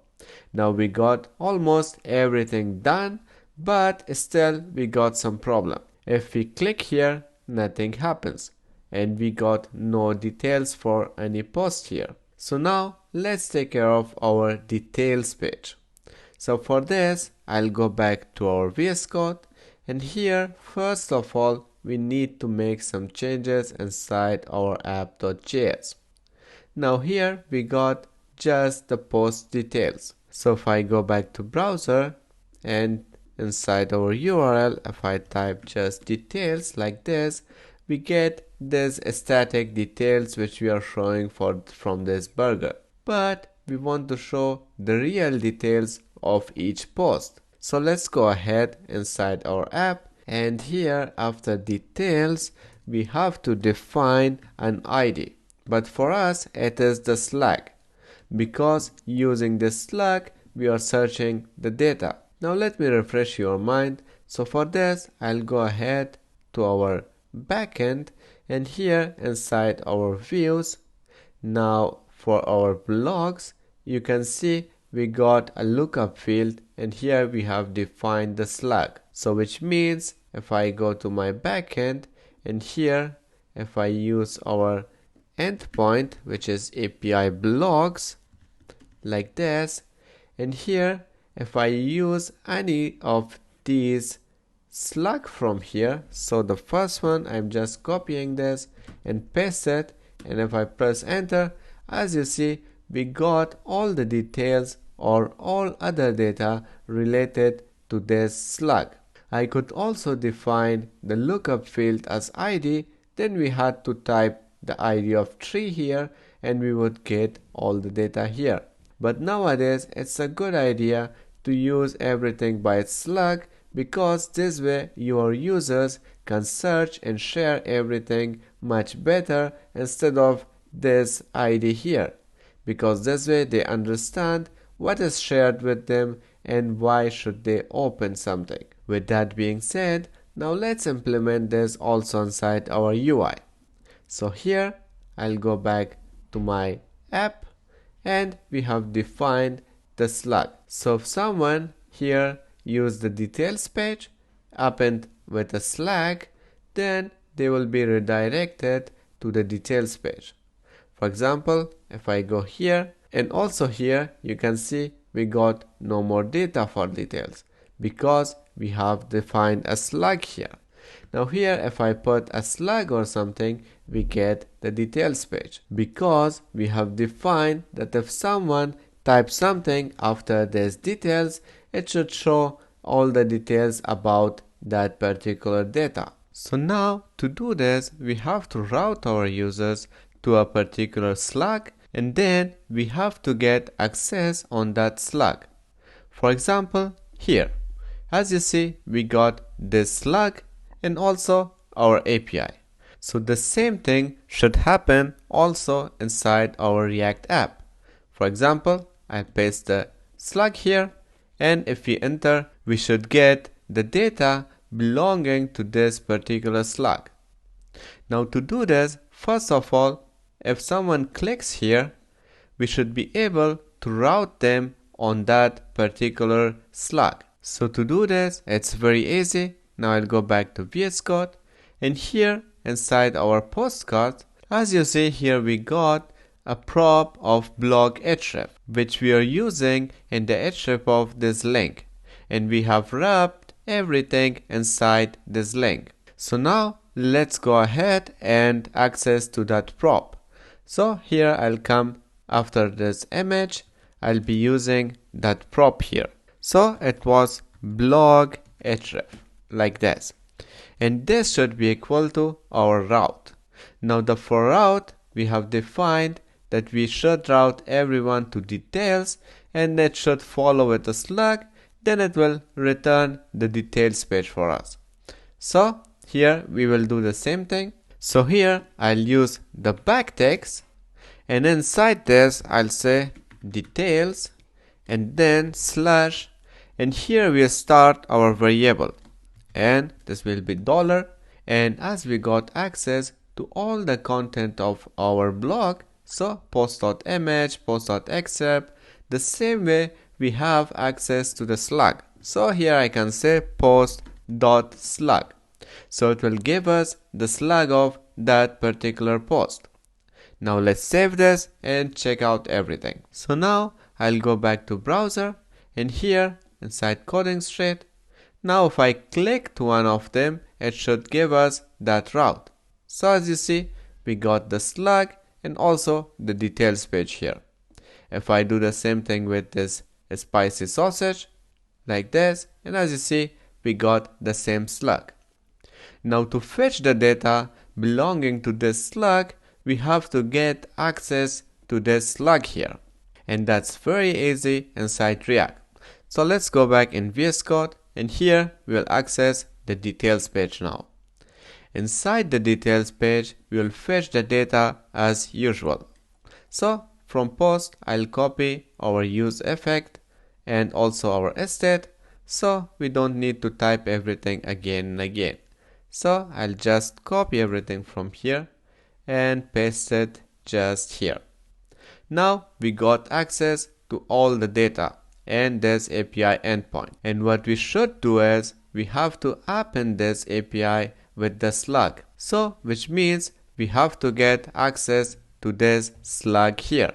Now to get access to this slug inside VS Code, we'll be importing the use params from the React router DOM. So here I'll say I'll just use it after this const here. So I'll say and this should be slug. You can name it anything you want, but as we are using slug, so I'll call this slug, and it is use params. So use params, it will be imported from React router DOM. Now it's a function. So with the help of this use params, we will get access to this slug here. Now let me show you the example. So I'll use the slug. I'll just copy this and use it here after the title. So here I'll say the slug and save it.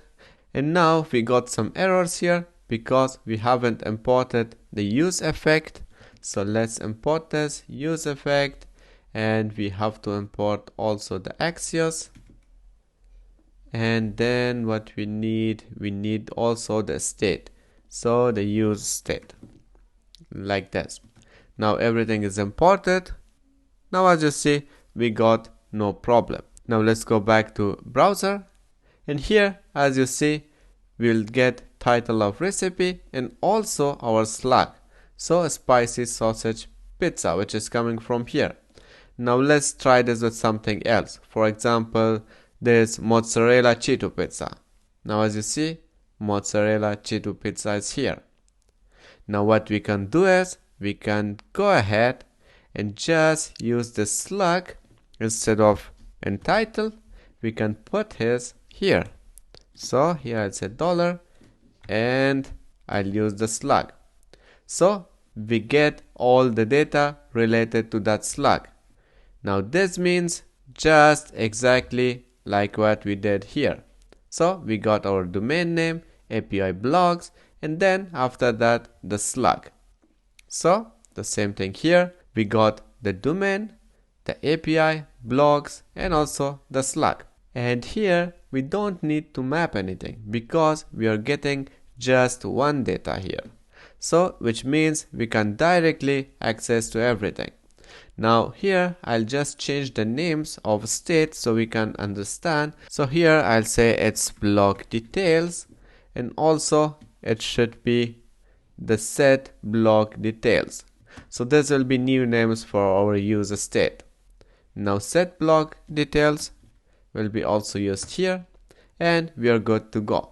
Now inside our details, instead of this title of the recipe, now we can fetch everything from our API. So I'll say here it is block details. So from block details, it should bring the title for me, like this. Now save this, and if we go back, we should see the title. As you see, mozzarella cheeto pizza. And also let's change this image. So here I'll say block details. Now we need the same thing everywhere. So block details, where are we using the image, and it's inside card media, and it's the burger here. So here I'll say dot image, save it, and if we go back, as you see, we got the image of that pizza. And if we go back here and try something else, for example this grilled meat, now as you see, we got the same image. So we can do the same thing with everything here. So here we got these details. So here I can put the details from API, and here I'll say block details dot content. So it will give all the content for us. And also we got content 2.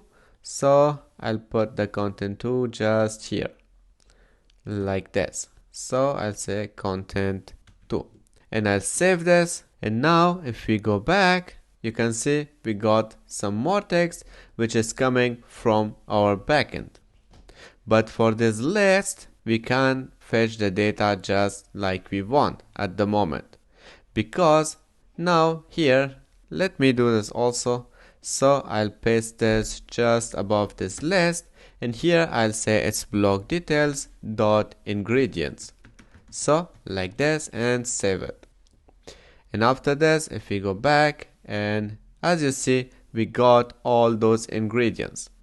But we want to show the ingredients in a list like this and not just as details. Of course, if you want to save your time, you can use this like that also. But for me, it's looking much better like this. So let's see how to do this. Now for this, as you see, for every ingredient, we got a comma here. So comma here, and here. Now in JavaScript, we can convert everything to an array, and then we can iterate on that array. So that way we can get our list. So for this, in here we will use another state.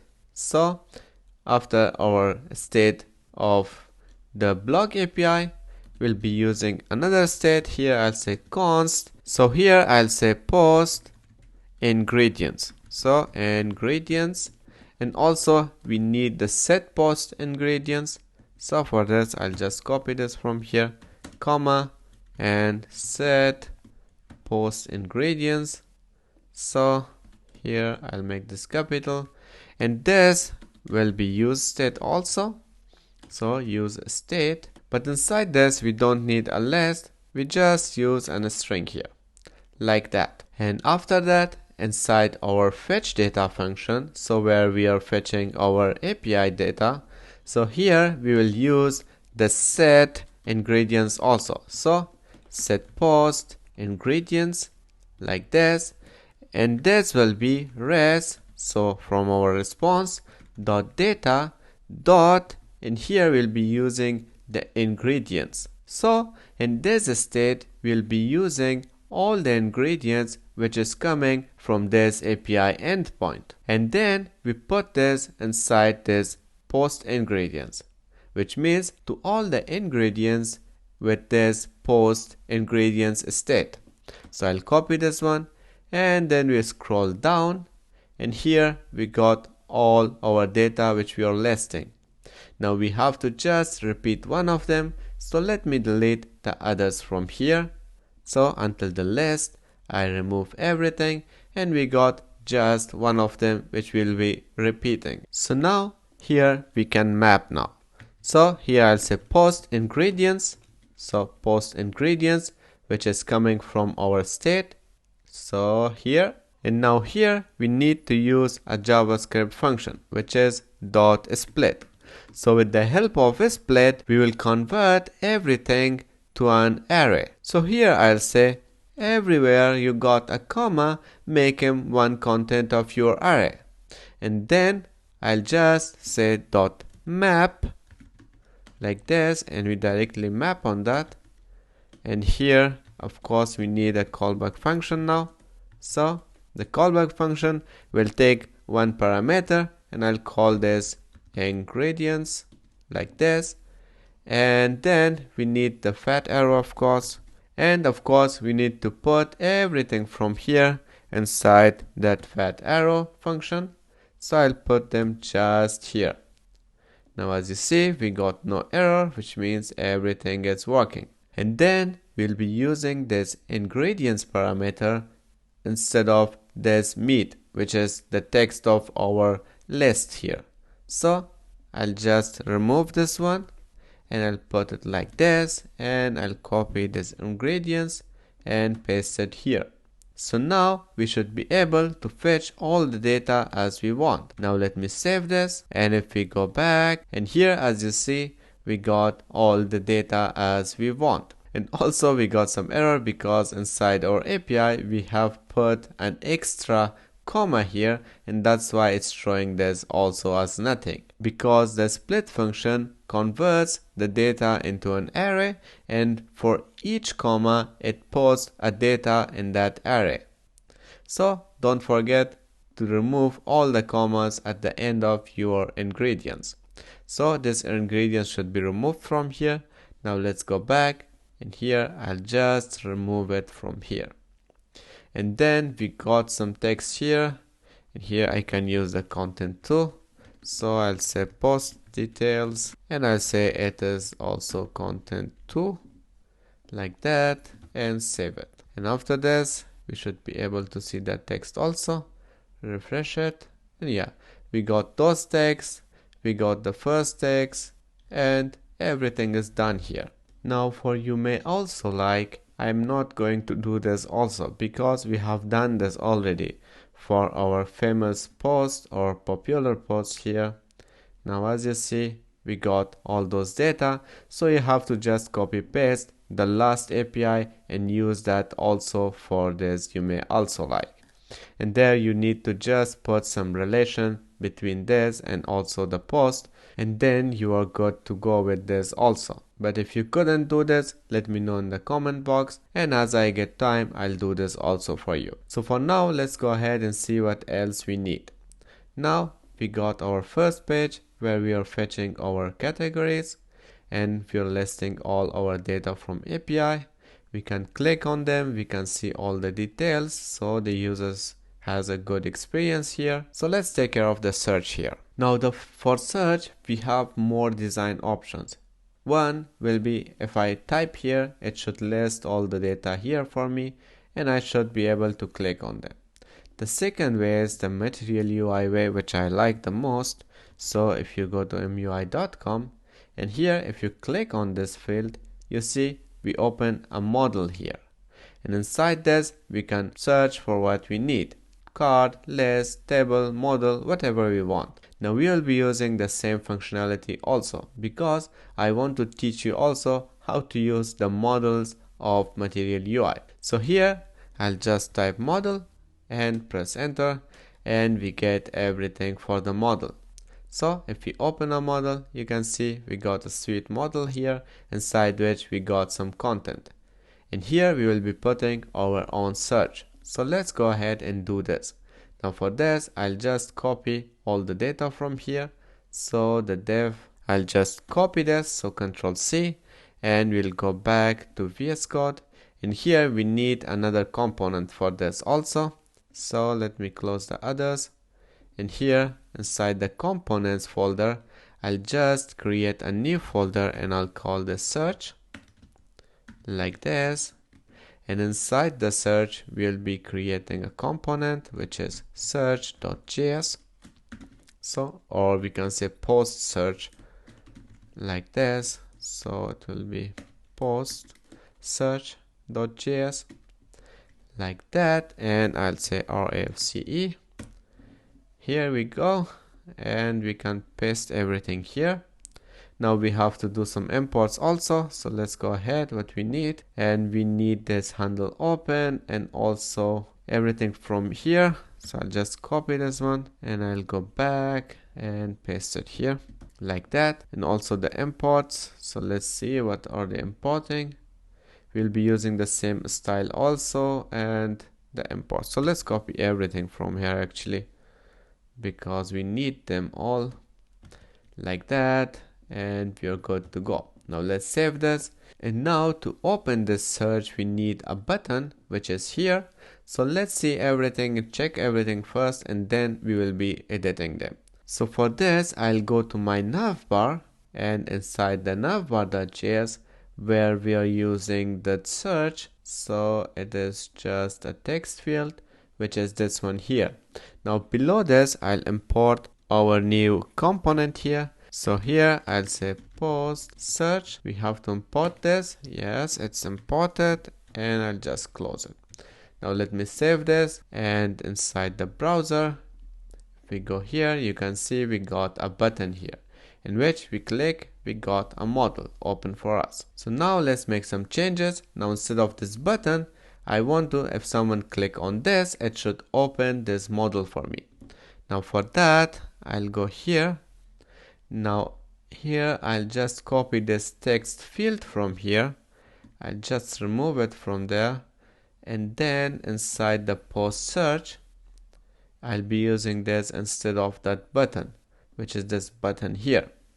Now I'll paste it here. Of course, we need to import the text field from Material UI. It's imported.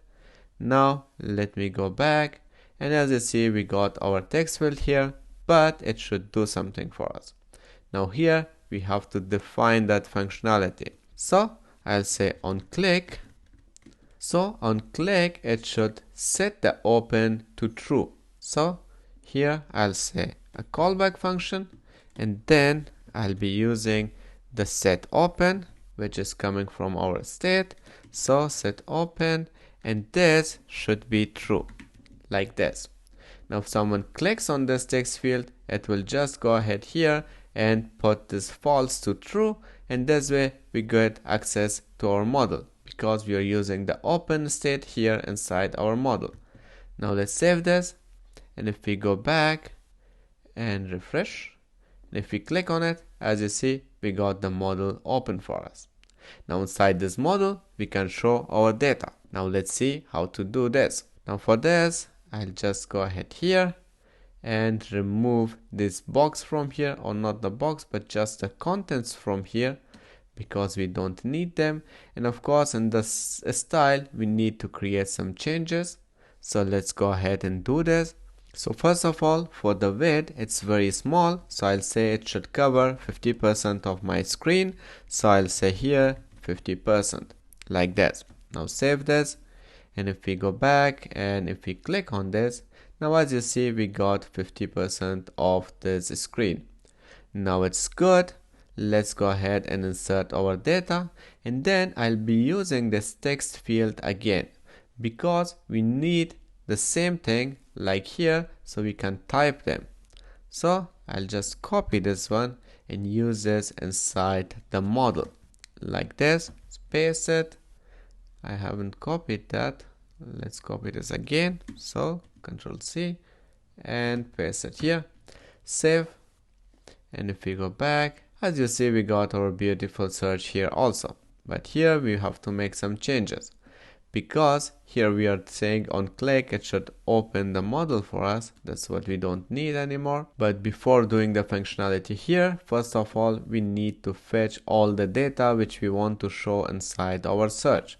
So for the search, I'll also need the same use effect from post. So let's go ahead and copy everything from here. I'll just copy this, and here I'll just paste it. So, or after these states, so we get states all together like that, and then we will change this as post search. So post search and set post search. So search, like this. Now let me use this here also, set post search, and we are good to go. But as we are getting here the popular views, we don't want to do this. We want everything from our blogs, so API blogs, and that is good for us. Save it. So now let's take care of the search functionality. So for search, first of all, we need the state. So here I'll say const, and here we'll be using our lookup, inside which we will search for the data. So I'll say here lookup. You can call this anything you want, of course. So set lookup, like this, and then is equal to use state. So we should import the use state also, react.useState, or just use state directly, it doesn't matter. So let me import this use effect also, that's why we are getting error here. So use effect, and also we need the axios here. So axios like this, and we are getting everything now. And here we don't need this button also, so let's remove them. And as we are importing all as React from React, so that's why we can use this react.useState. So let me use this also for the effect, and it's already using. Okay, we are good to go now. If we import now, we just use this way, and this make the code look much clearer because we don't need to import this here over and over again. So let's save this, and we got still some problem because we need to import the use state. So somewhere we forgot to import the use state here. Just here we need to say react.useState like this, and I'll save this, and we are done here. So refresh, everything is working. So now we got a const lookup and set lookup, which we are using for this search functionality. Now for this, I'll go here inside our model and in this box style. So here we'll be using all the functionality. Now first of all, we need to import all the data from our blog, so which is here. Now from this endpoint we have to bring all the data, which we called this as post search. So let's do this. Now here I'll map everything, so I'll need the curly braces, and here I'll say post.search, and then I'll be using not the map, but first of all I'll filter, because we want to filter or find the data which the user types inside our text field. So let's see how to do this. Now I'll say filter, and then we'll be using a callback function here. Now inside this callback function, like this, so here I'll be needing a parameter, so I'll say this post search or just search, so just search, and then we'll be using the search.title. So from the searched data, it should take the title, and which includes, what should it include? The lookup. So the lookup is our state, which we'll be using in a minute. So lookup, and then it should map on the data. So here after that function, so we close everything from here. Now then I'll say .map. So first of all we search everything using the filter from the title, and then we map the data. So here again we need this, so again I'll say search, so a callback function again, so it will be search as parameter, and then we need the fat arrow like this, and the parenthesis here of course, enter. Now inside this we can show all the data which we want. For example, here for now I'll say it should be something like post or search dot title. So search dot title to see the result. Now just like that. And now if we go back, nothing will happen. So if we go back here and I open this and I type something, nothing happens. Now the reason is, in the search or this text field doesn't know anything about our post search function here. So for this here I'll say on change. Now every time it changed, it runs a function here. So, and it will take the event, and also it will set the lookup which we are using here. So we are using the lookup state, and the set lookup state will be here. So I'll set that lookup to, so set lookup, we got it here, and then I'll say event dot target, so it should target that event which is the data which we are typing here, and it should take its value here. So we will take everything from this search data and put this using the set lookup to our lookup state, which is coming from here. And then we can search this way for the data using the filter. So let's save this, and if we go back to browser, and now if we try to find something, as you see, we get the result also. And this is all the data we are fetching from our API. So these are all the posts which we have inside our API. Now we can search on them every time we type. So I'll say pizza. You can see we got the pizza without oven, and also mozzarella Cheeto pizza. And if we search for something else, for example here like avocado, we didn't find that, but that data is already included here. Now the reason is we are using the case sensitive. So if I say here avocado, as you see, we get that. But if I type this as lowercase, so avocado, I don't get this. So here we need to also use the lowercase. So first, before giving the search.title to includes, we will convert this to lowercase. So that way we will get all the data. So I'll say to lowercase function dot includes.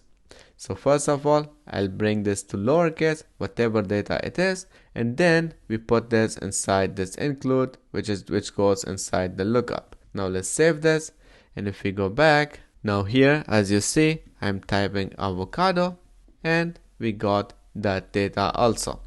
And also, if we type something else, which is, for example, mozzarella, so if I type mozzarella in lowercase, we get all the data of that mozzarella. So now we got the functionality, but the posts are not looking good like this, and we can't click on them. So for this, I'll go back to VS Code, and we'll be using the post cards here. So here I'll be using the same thing inside our search.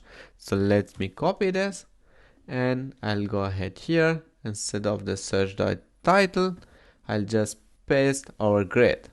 Now here we got the access, and also all those data is available inside this. So we just need to change this to search. So it will be search.title, search.accept, and search.image, and also there's block href, and that's not a problem. But here for the slug, we'll be using search.slug, and we should be good to go. But before that, we have to import the grid from Material UI and also the postcards from this folder. So it will be imported like this, and I'll save it. And if we go back, as you see, we get all the data here. But now if we remove this, you will see we got some problem here. We can't scroll up and down, and we can see the other search here. So if I try this, it doesn't happen anything. Now let's take care of this problem also. Now for this, I'll be using some CSS here. So here I'll say the max height first of all. So max height of this should be something like 600.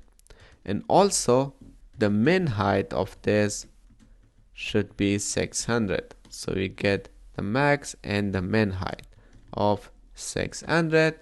And also we need the overflow to be auto. But before this, let me show you what's the result. Now let's save this, and if we go back, as you see, we got all the data as we want. We can see them, but we can't go down and watch them. So that's why we need the overflow here. Now here I'll say overflow. So let me put this after this. So I'll say overflow of this should be auto. So it will be automatic, or you can put a scroll, whatever you want. But if we go back, we got some typo here. It will be just overflow, not overflow with capital letter. Now let's go back, and as you see, we got everything as we want. We can scroll to the search and we can search them. But the problem is here, now we are searching nothing and we are showing all the data. This can be thousands of data which we can fetch in one time. For now, if we type something, so we get that data, but if we don't search, we show all the data to the user. Now it depends to you if you want this or like this like that, But for now, let me show you how to hide this. Now let's go ahead inside our map. So as we are mapping here, we'll use the if else statement. So I'll just go ahead before our grid here. Now here I'll say lookup, which is our state. So lookup dot, and then I'll use the length. If the length of this is greater than 0, then it should give me this chords here.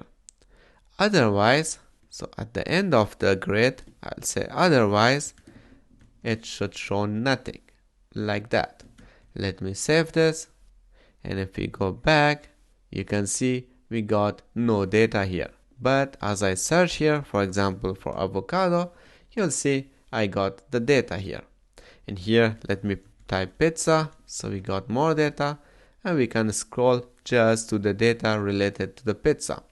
Now it belongs to you, but I wanted to show you how to use this functionality also. With that being said, now let's go ahead and click on this. Here we go. We got the details of that. And here we can search again. For example, I want to learn something about avocado, and I'll click on this, and we get all the details and the recipe. In this way, our users are happy with us. We get the search functionality, which is looking beautiful. For example, test. So we got a test here, and we got all the data about this.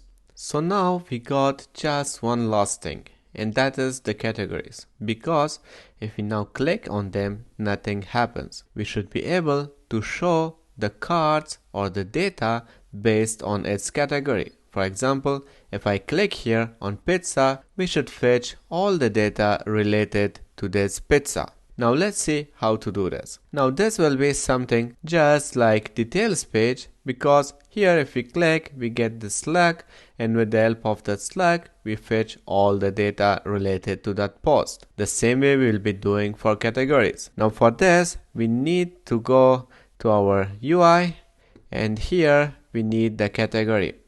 Now first of all, we need to cover this card of category with a link, because that way we can click on this and it will route us to another component. So here I'll say link, and it should be imported from Material UI. It's imported, and we have to close this like that. Now let's copy this one and cover all the card with this link. It's done. And here, of course, we need also one href. So here we need the href, but the href will be just same thing like the details. So here we need the backticks, and then inside this I'll say category, so it should take a route of category, which we will make in a second. And then after this, it should take the ID from our cards. So dollar curly braces, and here we are fetching everything with the name of this category. So here I'll say category dot ID, just like that, and we should be good to go. So let's save this, and as you see, we got no problem. So let's go ahead and test this. Now here, as you see, if I click on it, it routes us to the category 1. If I use to appetizer, for example, it is category 4. But there's also a problem. As we hover them, we got this underline. So let's take care of this also, because that doesn't look good. Now here I'll say sx is equal to, and then we need just the text decoration to be none. So text decoration, and here I'll say none, and save it. And if we go back, and as you see, there's no underline anymore, and everything still works the same way. Now for this, we need to create the route. But before creating the route, we have to create the component in which we want to route. So inside the category, I go here and create a new component, and I'll say cat based posts. So like this, .js. Now here again we need RFCE, or we can use everything from our post here, because we want to show all the data exactly as here. So why not copying them from here? So I'll copy everything, I'll bring it in our new component, and here I'll paste it. Now of course here we have to make some changes. For example, this name of post should be cat based post. So I'll say cat based, it will be capital, based posts, like this. And of course we have to export this also. So at the end we need this again, like that. And then we have to remove something. First of all, we don't need the popular post, so we have to remove that, and it's gone. And then we will call this the categories for now. So categories page, just like that. And then we have to remove the most popular with all its posts. So I'll remove this until here, so until this grid, like that, and it's gone. Now we are good to go. We need the pagination and everything should be the same way here available. Now let's save this, and everything is working. Now we need to create our route. So I'll go to app.js, and here we need the same exactly like that one route. So I'll just copy this one and paste it here. But this time I'll be using the ID, and also instead of details I'll say it should route to category page.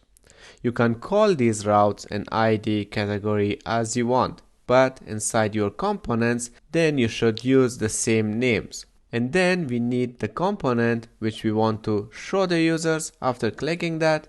So this will be cat based, so cat based post, like this, and it's imported for us. Now we are done. So let's save this and see if everything is working. Now as you see, we got some error here. So let's see what's the problem. Now here it says the postcard is not resolved. And of course we haven't imported that, or we have imported that, but now we are inside another folder. So that's why it's not finding that. So let's go ahead and see what's wrong. Now here we got this card, so postcard. So let's try to import this again and import it.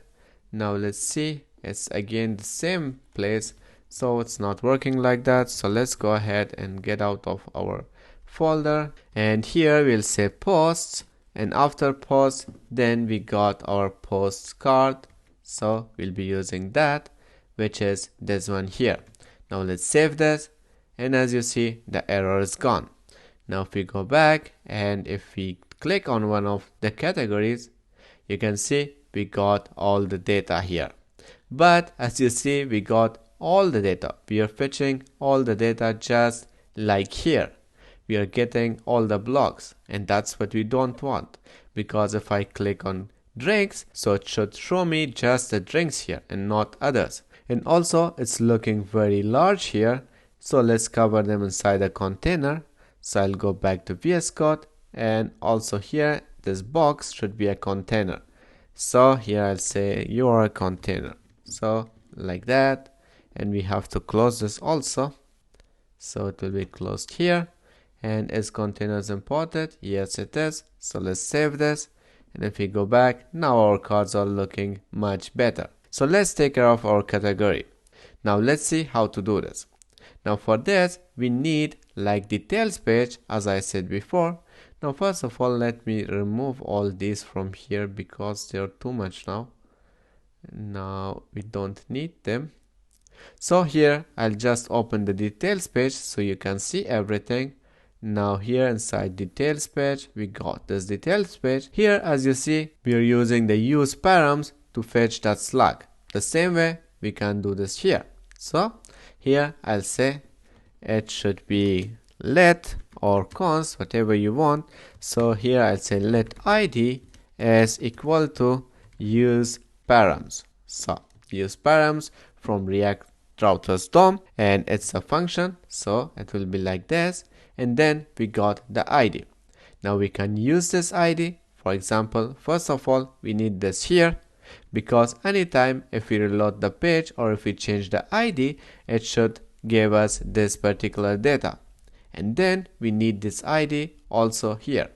So I'll be using here instead of blogs the category, and then after this I'll be using this param. So it will be curly braces, and inside this I'll give it the ID. And now here we are good to go. So let's see if everything is working. Now let me save this and let's go back. And here if we refresh this, oh, nothing is showing up. Let me see what's going on. So console, there's nothing. So let's refresh this. Blog.map is not a function, but we are mapping on this. Oh, I got it. We are using the wrong API endpoint here. So we need to use this API endpoint from here, which will go inside URLs. Now we got this cat-based blogs. We have to use this name and not the category. So let's copy this and we'll go back here and I'll paste this here, not here, but here. If I use like this, then we get the posts related to that one. So here, for example, the third one, we got all the posts related to that. So let's go ahead and do the same thing. Now I'll just copy this endpoint from here and I'll paste it here inside our cat-based post. So it will be here. Now we should be good to go. Now let's save this. And it's working. Now if we go back here, now as you see, we got all the data related to that post. So if I go here and use the pizza, as you see, we got all the pizzas here. So it is spicy, the veggie, and also the mozzarella. But again, we got a problem with the image. So let's do this also. Now for this, I'll go back here. And here we need to do something else.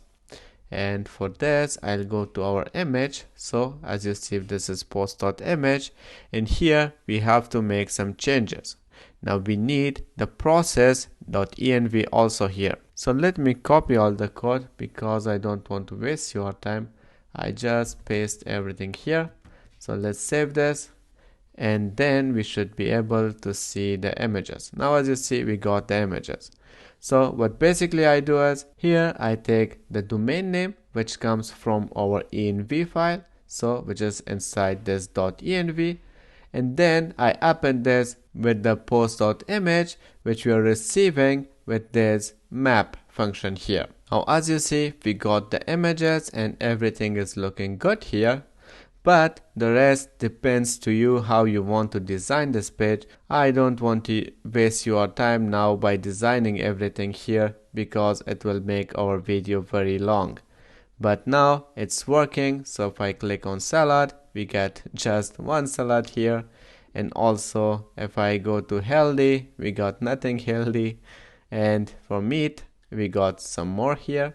Now it's looking beautiful. If we click on them, we can see the details here. So everything is working as desired. And I think we are done for this project. So we got everything as we want. We can search them. We can see the details page. And we can show all the data using its category. And also we are fetching all of our data as we want. And we can use the Django admin all the time to create new data. So this way we got all the functionality which a blog needs. So I hope it was fun and you have learned a lot from me. And if you want to learn more from me, please don't forget to subscribe my channel, and to help this channel, please share my videos. So with that being said, I wish you all have a nice time and happy coding. See you in the next video.